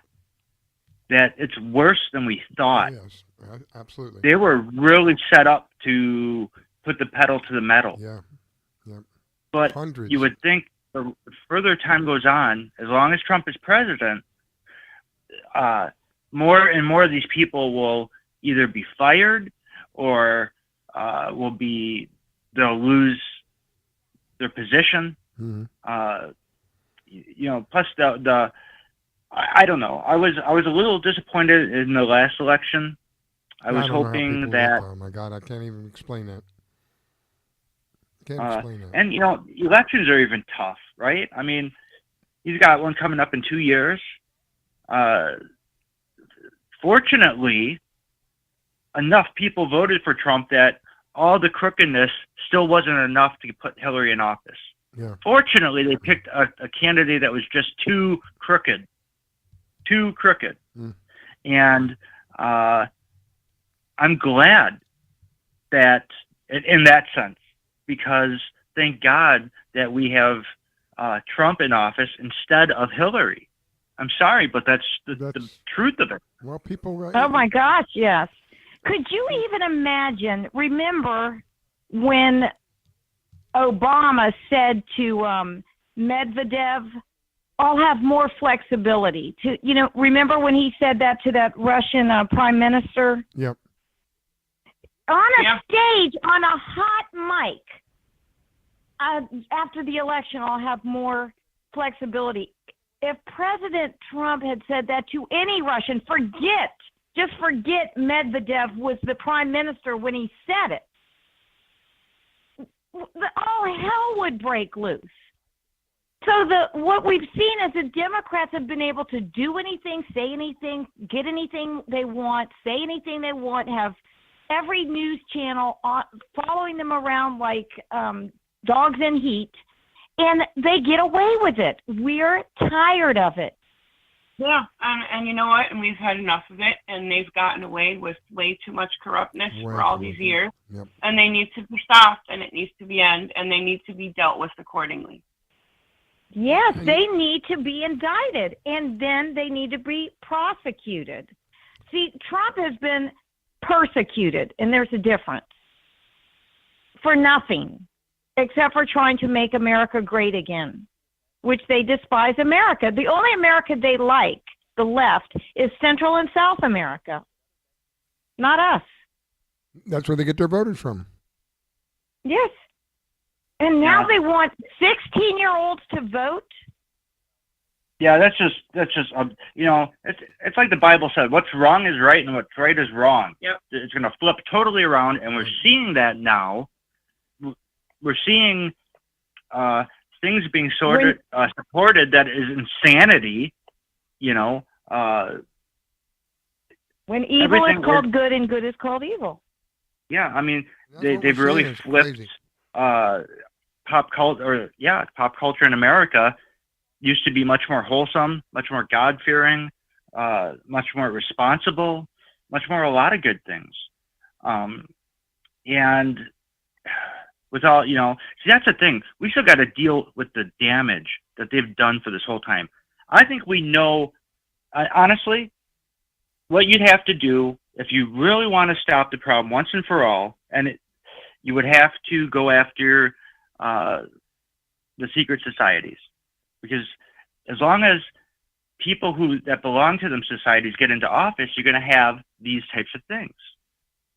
I mean, I think he's going after that. I think he's doing that because one of the ways I think he's doing that is he wants to financially choke them. He's said many times, and I think he will do it before it's over, he wants to do away with the Fed. He wants to bring back gold-based currency, gold standard, which would make us once again the standard of the countries around the world, the major countries around the world, the gold standard. That's what we should have been, right? We should have never went to the FDIC. That's right. Never. Yep.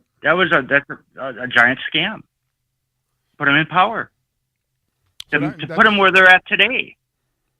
That's exactly right.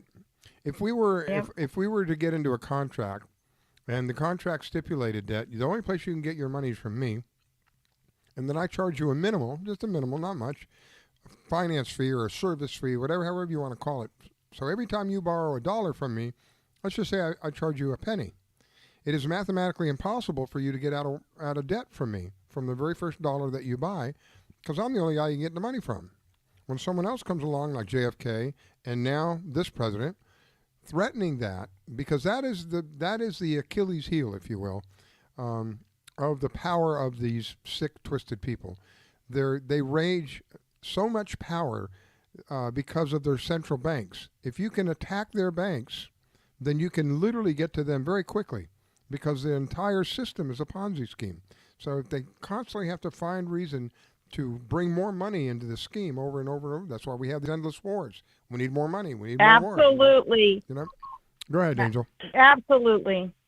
Well, it's like look at this whole thing when they're pushing for not having a wall, but yet these same politicians are sitting there with walls. They got walls around their houses. Surrounding their houses with armed people. I mean, I heard a report a while ago where somebody showed up to confront Pelosi, and she was on a it was great. Getting ready to leave on an airplane, and she had to leave to go back to the house, and the person had to be escorted off the property. And there was a literal wall gate and armed people. They were saying, of course. Go ahead. Laura go ahead. Loomer did that once also.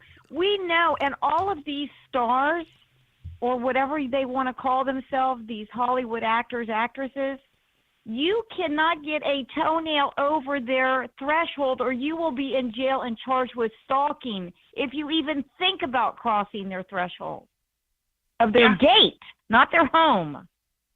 Yeah, and it's like here yet another example of a wall. Look at Vatican City.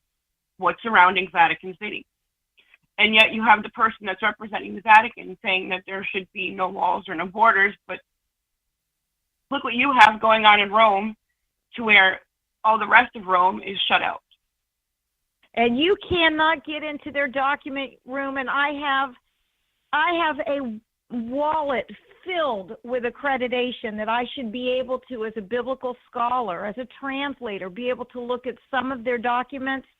Me, belonging to 6 theological societies, cannot get in over the threshold of their doors because they don't want their information gotten out to certain people. They keep it under lock and key. And that's the people, like you say, that say no borders, except for when it comes to their possessions. Yeah. I mean, it's so frustrating. It is. And if you look at Vatican City, they're flourishing on the inside, where you have these poor people on the outside that are barely making it from day to day because they're not getting any help. Guess what they got? Absolutely. There's no question about it. I mean, we see this clearly, and we get so frustrated.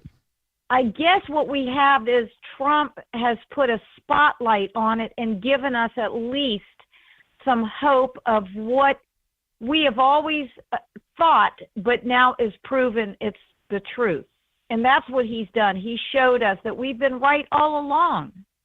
No more conspiracy theories now. No longer conspiracy at this point.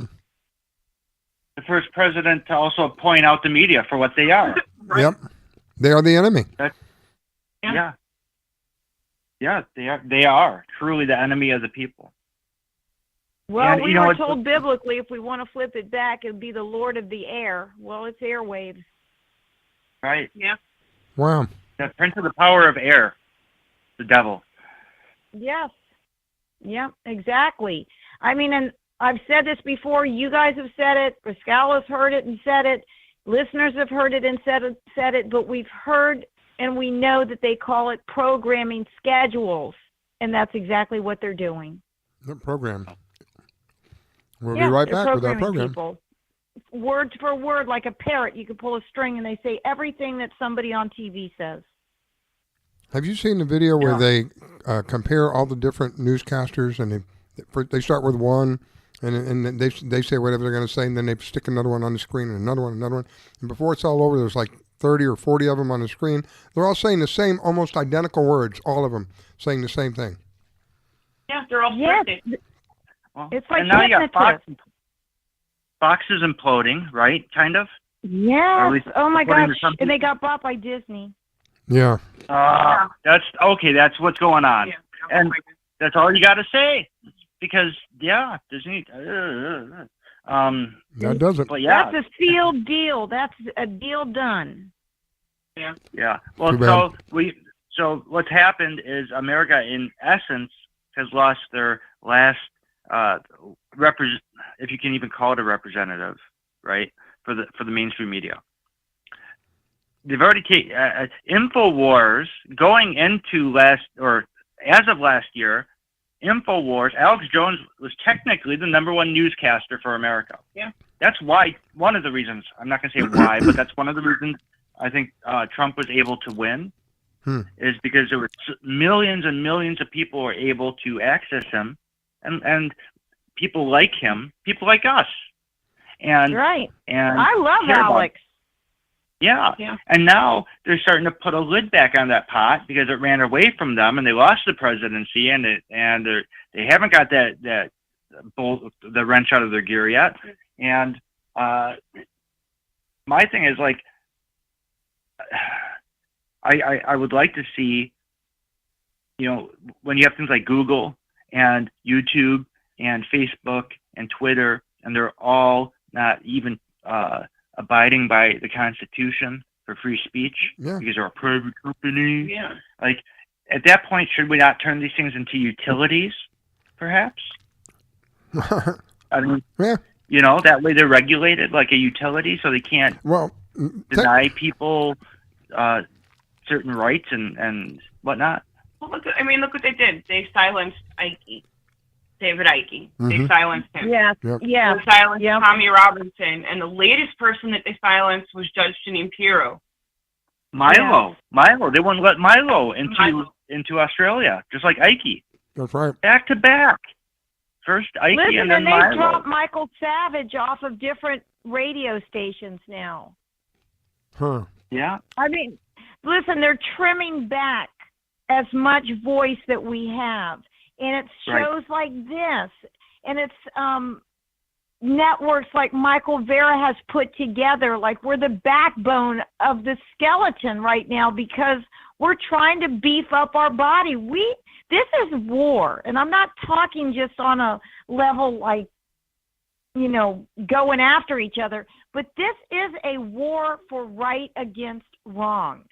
And we got to know who's on our side. We have to band together because the left they make one little peep and they all fly to each other to band together to make a strong bond. We have to start doing the same thing. No, absolutely. I agree. Amen. I've said from the very beginning when I started doing the show, one of the vital components of being able to get over this is that we have to become united. We must be a United States again.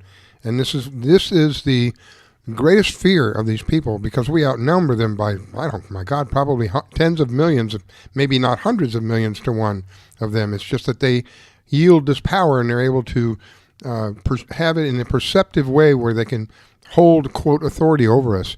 Right? Their greatest fear is for us to come to the knowledge of who they are and what they are. Angel, I think you know this. You can verify this for me. When slavery was happening, particularly here in the States, that a slave owner could do anything he wanted, basically, to a slave. But there was one thing that they weren't allowed to do. Do you know what that is?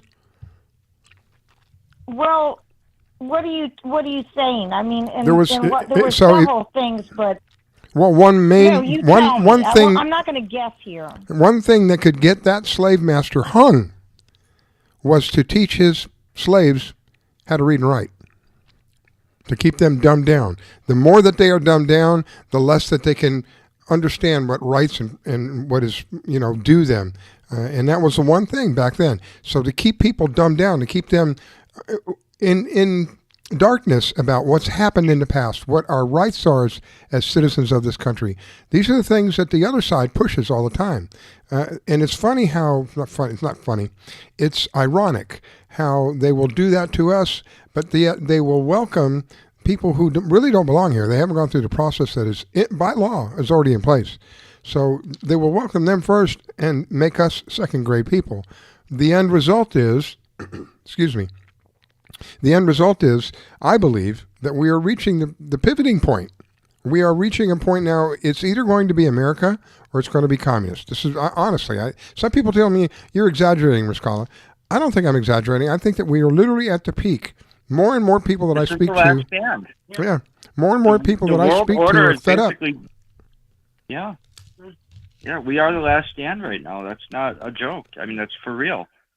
Then I think another And- thing that gets me too. Go ahead, another- Jennifer. Go ahead. Another thing that gets me too is when you hear all these young people claiming that they're socialists and they know what the definition of a socialist is. Okay, if you think you're a socialist, why don't you go over to a true socialist country? Because believe Thank me, you. when you get there, your definition will be very different from theirs, and you would not last long. They wouldn't last a millisecond. They have no idea what socialism is. They think that has something to do with social media. That's exactly You right. take their cell phones away, they'll pee their pants and run into their room. They don't know anything. They're learning from some propaganda in some classroom from somebody. You send them to Cuba, and if they don't like a 57 Chevy, they better learn to walk, because that's when the cars stopped over there. Wow. Batista to Castro. I mean, let's get real here. Those kids are being taught by people that have never lived on the soil. My family, much of it escaped Cuba after Batista, between Castro and then the Castro regime. They're not guessing. They're not reading a book. They came with one shirt on, and not even one underneath it. No two pairs of pants, one pair. I mean, this is ridiculous. Well, don't. Go ahead, Kevin. Well, I was just thinking, there's other things too going on that have to be dealt with that haven't been brought up yet, as far as like, can the president or can anyone, really do anything like the 5G, for example, and how dangerous it is and how bad it is. And some scientists are calling it the worst possible thing to come along for human history. Like if this goes through. Not good. It's not good. It's not good, and it's by design. It's for crowd control. It's for neighborhood control. It's nefarious, and we should never allow something like that. And yet, they're already, easing their way into it. We need to stop stuff like this, because when we lose the ability to even feel decent, because they flip a switch and all of a sudden we get nauseous and sick, because these towers are cell towers are not cell towers, people. Phones and stuff, Yeah, but they can also do other things. Cell towers are not just cell towers. This is a fact. Right. This is not conspiracy theory. Cell towers are not just cell towers.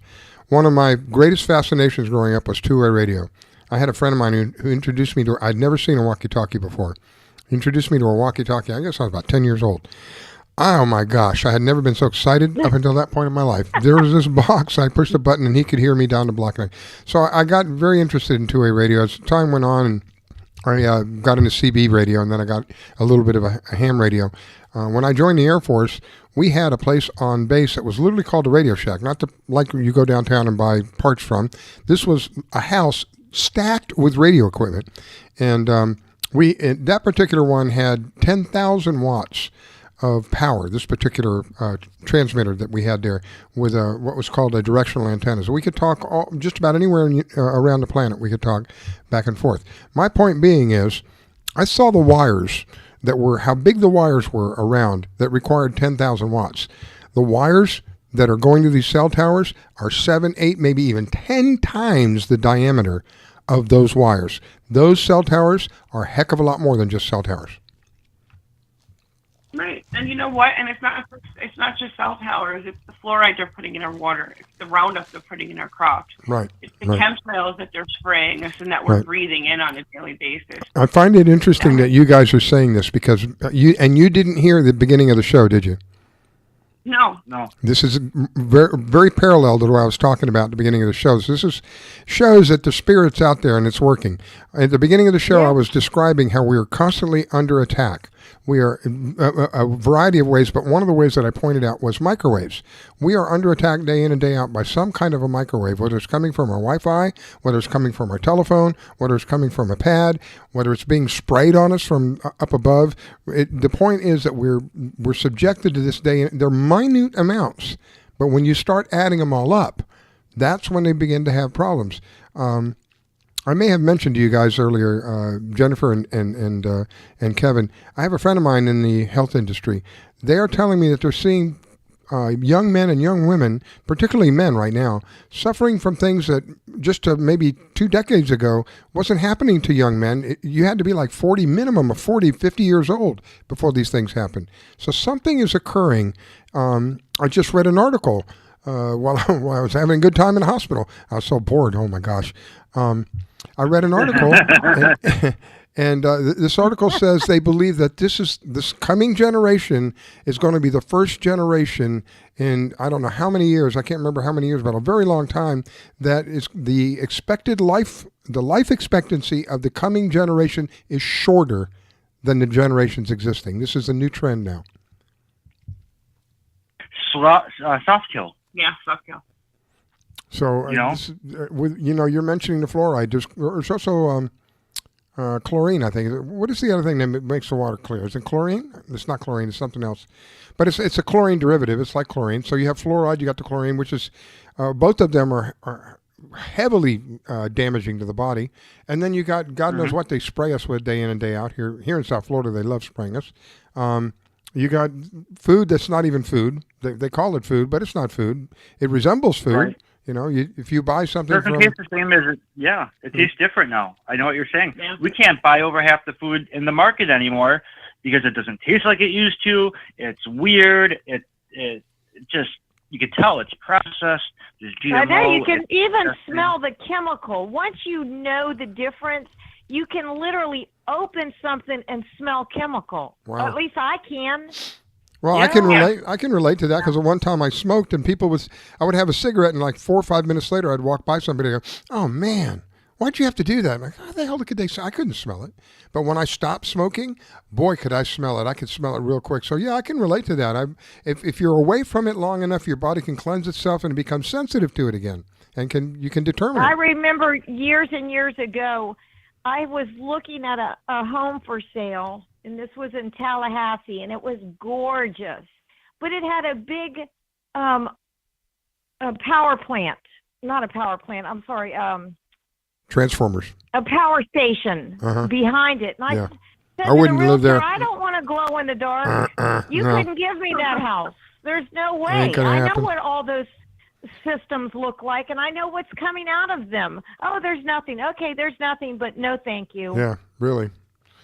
The So five, we know there's waves. We all know that.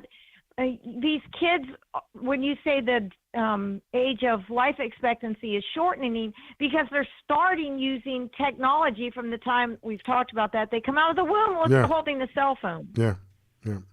And there's people and doctors and pediatricians who have come out and said it's not good for your children to have these things. Typically up until 12 or 13 years old. You shouldn't be subjecting them not just to like a smartphone or something that carries Wi-Fi in it. None of that stuff.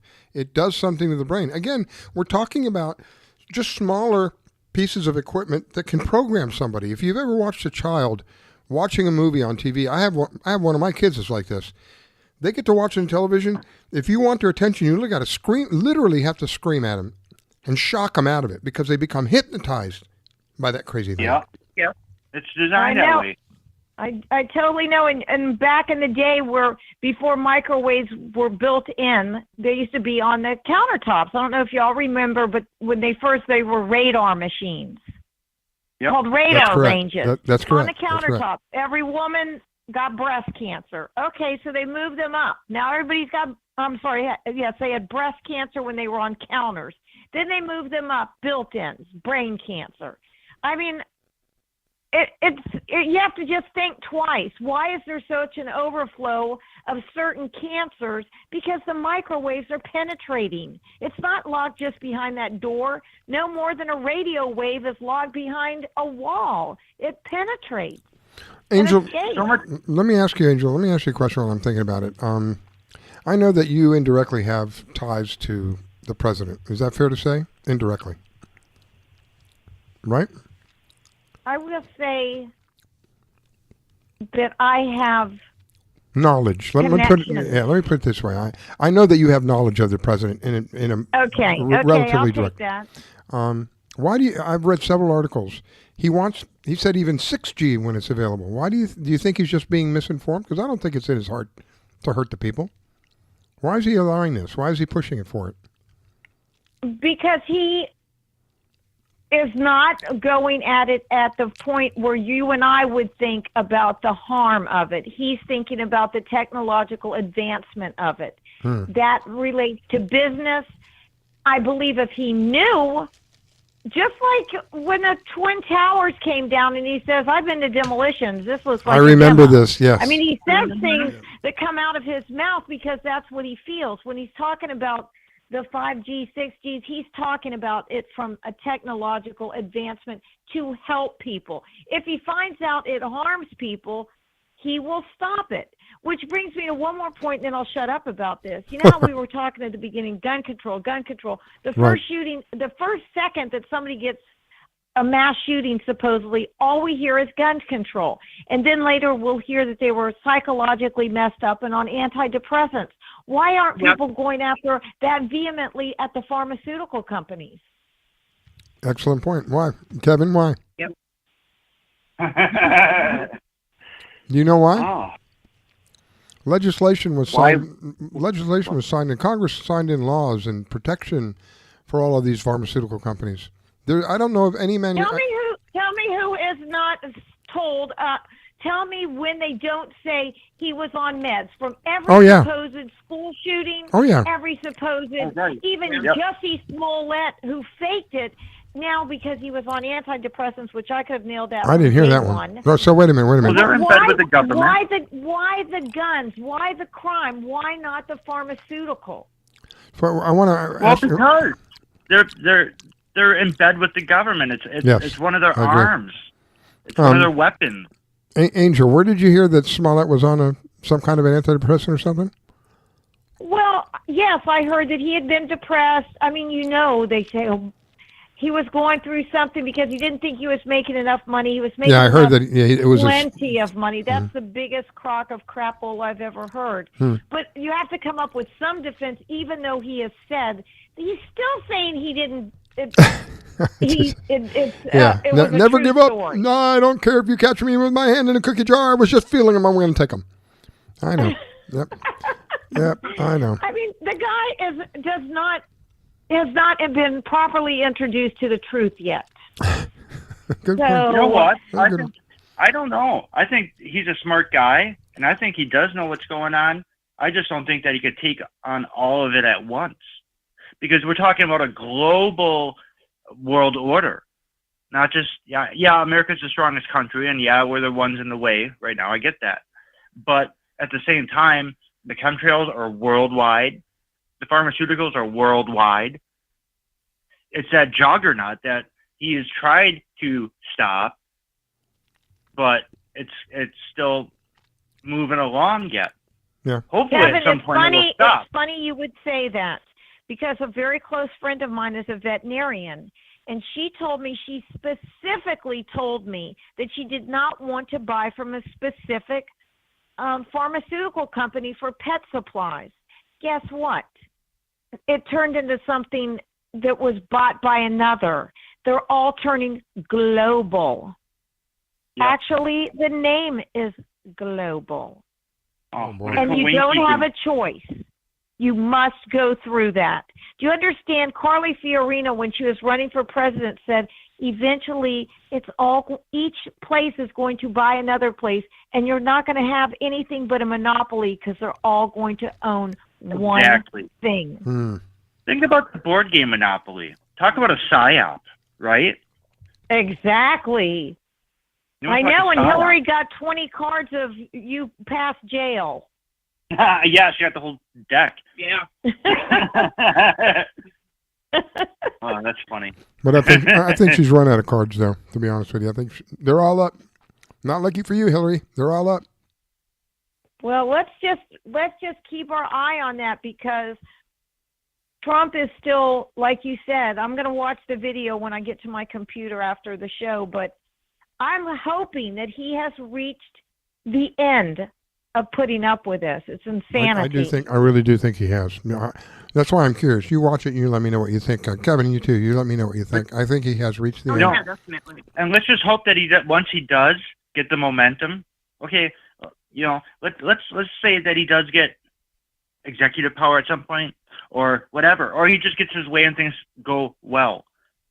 That and indictments are happening, and the deep state starts taking some punches, some hits, right? Or at least the modal powers that be are taking the punches and the hits. And let's just hope that he doesn't go too far with it, because what would be too far, Kevin? Well, what do you mean by too far? Well, I don't know. Just allowing the one thing that I like Trump, I do. The one thing I don't agree with him on is how militant he is, as far as I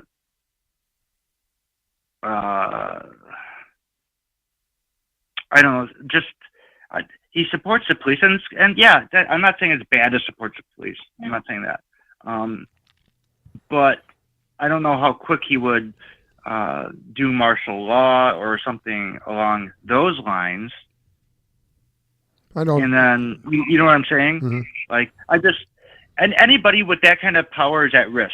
I agree. Again, yeah, pray for the man, because he needs it. Yeah.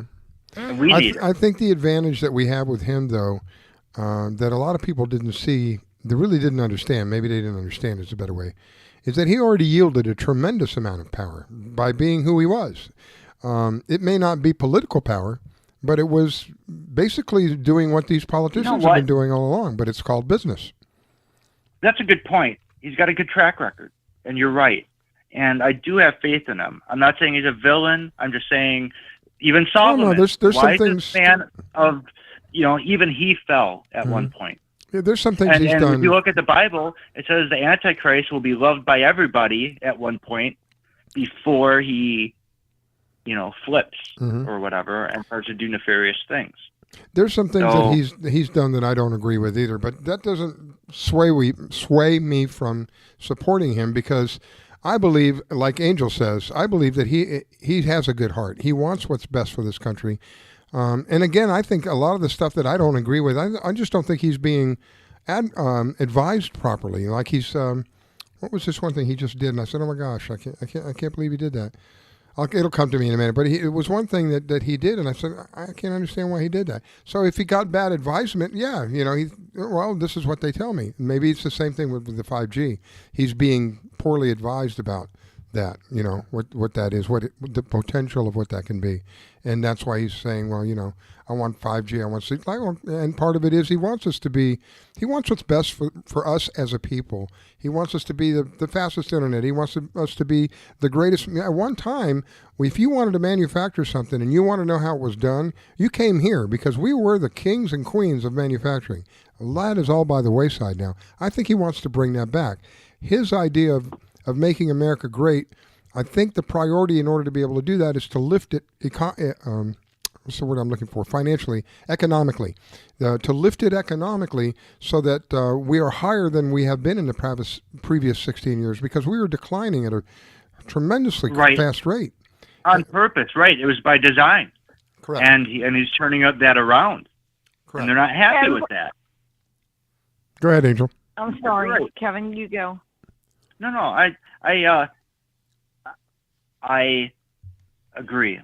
I find that I think he is pro-family, and he wants the greater good. I do. Yeah, I don't see anything that is remotely nefarious, like you're saying with the other characters. Oh my gosh! Yeah. I mean, nothing close. Nothing. And remember, we have to look at what his real job was prior to president. Forget just a television show. He is a builder. Right. I don't care if you're a butcher, baker, candlestick maker, physician, lawyer, I don't care. A builder has to use almost essentially every single thing, from steel to wood to plastics to everything, to build the type of conglomerates that he built, the buildings, the structures. So he knows, he wanted America to have that work. Not every type of career needs all American-made products. He wants our technology better. He wants our steel brought back here. He wants our metal workers, our welders. He wants the working man, the lumber yards, all of this. I mean, a builder of his magnitude uses so much products, and he was dying inside that it was all stamped Taiwan, China, Vietnam. Yeah. Do you understand? Yeah. That particular career shows him what America could bring here, more so than many, many other careers in this country. Wow. All right, hang on, everybody. It's that magic time again. This is the last one, and then we're going to come back and we're going to finish it up. We'll probably have about another 15 minutes or so. Don't go away. I've got to get me some water. I've been glued to the microphone. I haven't wanted to miss a word, so I've got to go get me some water on this break. We will not be gone very long, I promise, and we will be back. Thank you for listening. Don't go away. You're listening to the Red Pill Reality Show on the LNM Network. Don't go away. We'll be right back.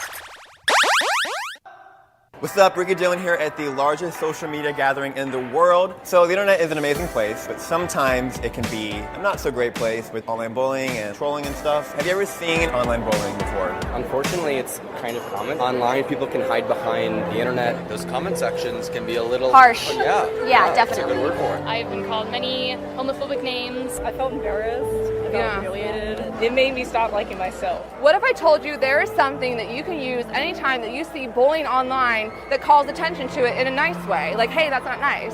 I wish that was the thing. It's this! So anytime that you see any kind of hate online, go into your phone, go into the symbol section, post this I, and it says that that's bullying. That's not nice. So would you post this if you saw someone bullying someone? Oh yeah, definitely. It's like a lot more mature way to handle situations. Find the emoji in your phone, send it to 5 of your friends, and let them know what it means to be a witness. Go to eyewitnessbullying.org to learn more about the emoji. Thinking of moving? Before you do anything else, call Diane Whittick of Bowen Realty. She provides a concierge service. Things like having your home or condo packed and shipped, even take care of your home repairs or upgrades. Diane has the expertise to get it done. As a seller, you will have constant contact. She will furnish you with bids on any services that might need completion: air conditioning, plumbing, handyman, and even cleaning. Living up north and have a home to sell here in South Florida? Just give her the keys, address, and a signature. Your payment will be wired when the property is sold. That's right, Diane does it all. Thinking of buying? Diane has great listening skills. Tell her what you want, give her your budget, and like a genie, she will make your real estate wish come true. There's no regrets when you choose Diane Whittick of Bowen Realty. To reach Diane, call 561-247-5478. That's 561-247-5478. Diane Whittick at Bowen Realty, located in Wellington at Wellington Trace East and Forest Hill Boulevard. 561-247-5478.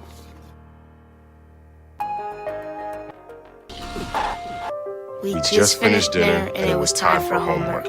He hates homework. It makes no sense. I don't know how he finds anything in his backpack. I can't find my backpack. I couldn't even read his handwriting. Holding the pencil makes my hand hurt. I know he's bright. Why is it so hard for me?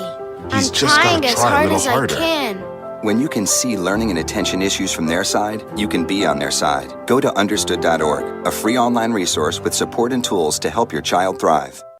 Do you have an unusual pet? Did you know that the Rainforest Clinic in Loxahatchee specializes in exotic pets? They see pets that other vets don't. Parrots and chickens, ducks, geese, turtles, snakes, goats, pigs, lizards, and even monkeys. Are you a beekeeper? Dr. Clubb, the first of her kind in the area? Yes, she takes care of bees as well. Dr. Susan Clubb has decades of experience and known around the world for her reputation as a premier avian vet. Located at 3319 E Road in Loxahatchee, just a short distance north of Okeechobee Road, you will find a modern clinic with in-house labs, which allow you to get your test answers quickly. You can find them online at www.susanclub.com. That's www.susanclubb.com. or you can reach her at 561-795-4878. It's Dr. Susan Clubb. That's 561-795-4878. The Rainforest Clinic located in Loxahatchee. 561-795-4878.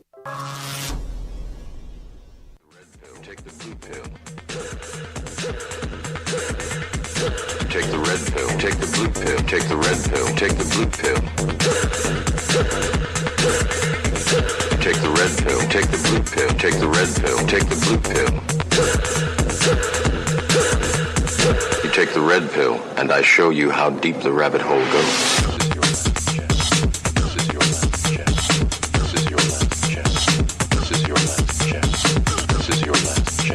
This is your last chance. After this, there is no turning back. You take the blue pill, the story ends. You wake up in your bed and believe whatever you want to believe. You take the red pill, take the red pill, take the red pill, take the red pill, take the red pill, take the red pill, take the red pill, take the red. You stay in Wonderland. You stay in Wonderland, and I show you how deep the rabbit hole goes. You're listening to the Red Pill Reality Show with your host, Miss Scala, every Saturday night on the LNM Network from 9 p.m. to midnight.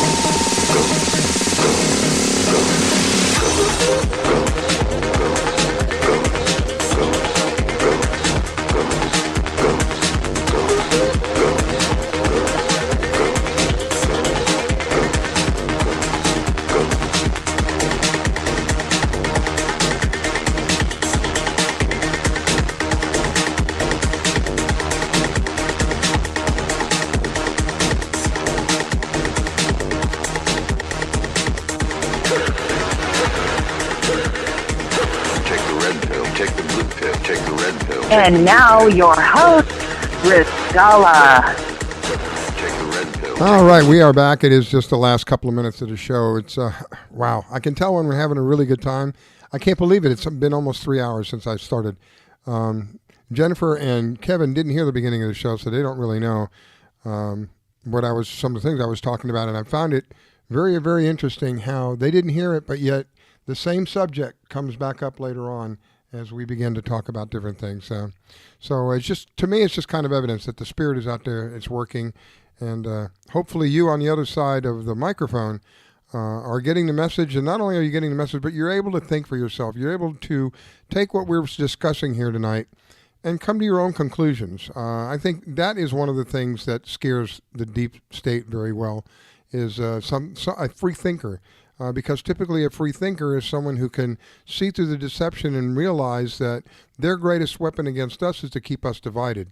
As long as they keep us divided, they get away with more and more stuff. The moment that we realize who they are, the moment that we bond up together, I kind of kid around and say when we start getting the pitchforks and the torches out, they'll start listening and they'll start scrambling like cockroaches in the light. So that's the kind of thing that we've got to look forward to. I believe now that this investigation, the Mueller investigation, has supposedly come to an end. A report has been created. The report has been given to the AG, the Attorney General, and I think the next step is gloves off for Trump. Welcome back, Angel, my co-host for a little while here. We're going to kind of show her the ropes and hope that you will take interest in her and kind of help her, boost her. I boost her all the time, every chance I get, because she's so full of so much information. And it's not, a lot of people know a lot about a few things. She knows a lot about a lot of things. She doesn't know it all, but she knows a lot about a lot of things. And it is amazing. So welcome back, Angel. Thank you. And I'm glad to be learning the ropes with you. I don't want to be a rope-a-dope. And I have Kevin and Jennifer Malek in the back. The name of the show, Kevin. Let's say the name of the show for you. Paraversal Universe. And days that it's on, I think it's a Friday, Thursday. On WCET, I believe it's on Tuesday night. Tuesday, okay. Or Tuesday early evening. I think like 5 p.m. Eastern. And you guys have been kind enough to invite me on the show. Oh yeah, we got you scheduled. Yeah, in April. Yeah, April what, 19th is it? I can't see from here, but yeah, something like that. Well, in April, I'll have the honor and privilege to go on their show and share with them what I know. Until then, we've got about another 5 or 6 minutes. Angel, what do you think before we get to the end of the show here? What do you think is going to be I can't figure out the right word, how to make it sound right. What do you think is going to be a drastic move by the president himself, just by the president himself? Given that we've already discussed, I think, and you can let me know after you've watched the video, I think he's reached the end of the rope. Do you think that he will actually start pushing for filing of criminal activity? I believe his counsel will start. I would think that they are going to start pushing something to do with the fact about his wiretapping, even though people laughed about that. Yep, they did. That was as legal as all hell Yeah. on a private citizen. Yeah. If that is not point one, then Houston, we've got a problem, because that was so dirty and so filthy, and we know it's true, and they laughed at him. So I would think ego's sake and for just the sake of our country and our privacy for all of us citizens, that should be his key tipping point. Cool. Because it's out now. Yeah, There's no question. Yeah, now it's not a conspiracy anymore. It's certainly not a conspiracy theory anymore. Kevin and Jennifer, what do you think? What do you think President Trump, now that I think the gloves are off, now that the report is in, to me that's the gloves are off, what do you think is going to happen from Trump himself? Well, that's tough to say, honestly. Only because you can never tell what's going to come up or what they may throw at us next, right? Because they could distract us, like we were talking earlier in the show. Yeah. But I know I do think that he understands how important it is for America to see that justice is served. And the only way to do that is to serve justice. And the only way to do that is bring down this criminal mafia. That's a good description of what we're dealing with. A criminal mafia that is called the government right now. Not this government system that was set up by the founding fathers, but what it has, what's the word I'm looking for? What has inserted itself into the system has become corrupt and nasty and dirty, just like a mafia. There really is no difference between many of these people that we call our representatives, or God knows why we'd call them our leaders, but our representatives, and think that these people are worthy of our honor and our respect. It's the furthest thing from the truth. And I think now that this has happened, I think the gloves are off with him. He's going to come down really hard on these people. I'm curious to get your feedback, Kevin. Yeah, I think so too. I think so too. And I think also, from the reaction to the mainstream media, they don't even have any straws left to grasp at. I mean, they're afraid, these people, because they know at any given moment he could strike, and they know what's going to happen when he decides to. Let's take this as a victory. Right. Yeah, I will. Yeah. Absolutely. Yeah. And it's, I hope when I say that it's going to get worse before it gets better, I hope I'm wrong. Me too. I really do. Me I too, really but do. the reality of it is... I love Yeah. the fact that Kevin called it the mafia, because That's what it is. the Dawn. Oh my gosh, I didn't even think about that. Oh wow. Going to take care of business. Oh my goodness. All right, we're just about out of time. Kevin and Jennifer Malek, thank you so very much for taking time to share with us tonight. It truly has been amazing to have you on. An honor and a privilege, my friends. Thank you again.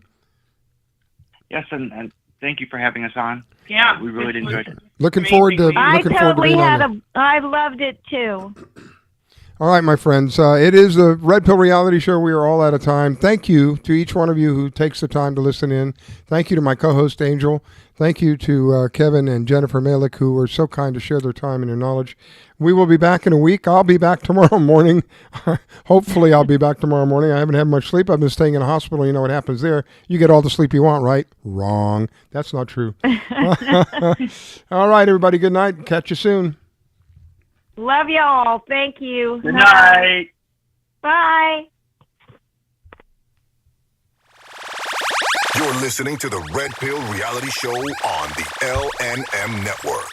Don't go away. We'll be right back.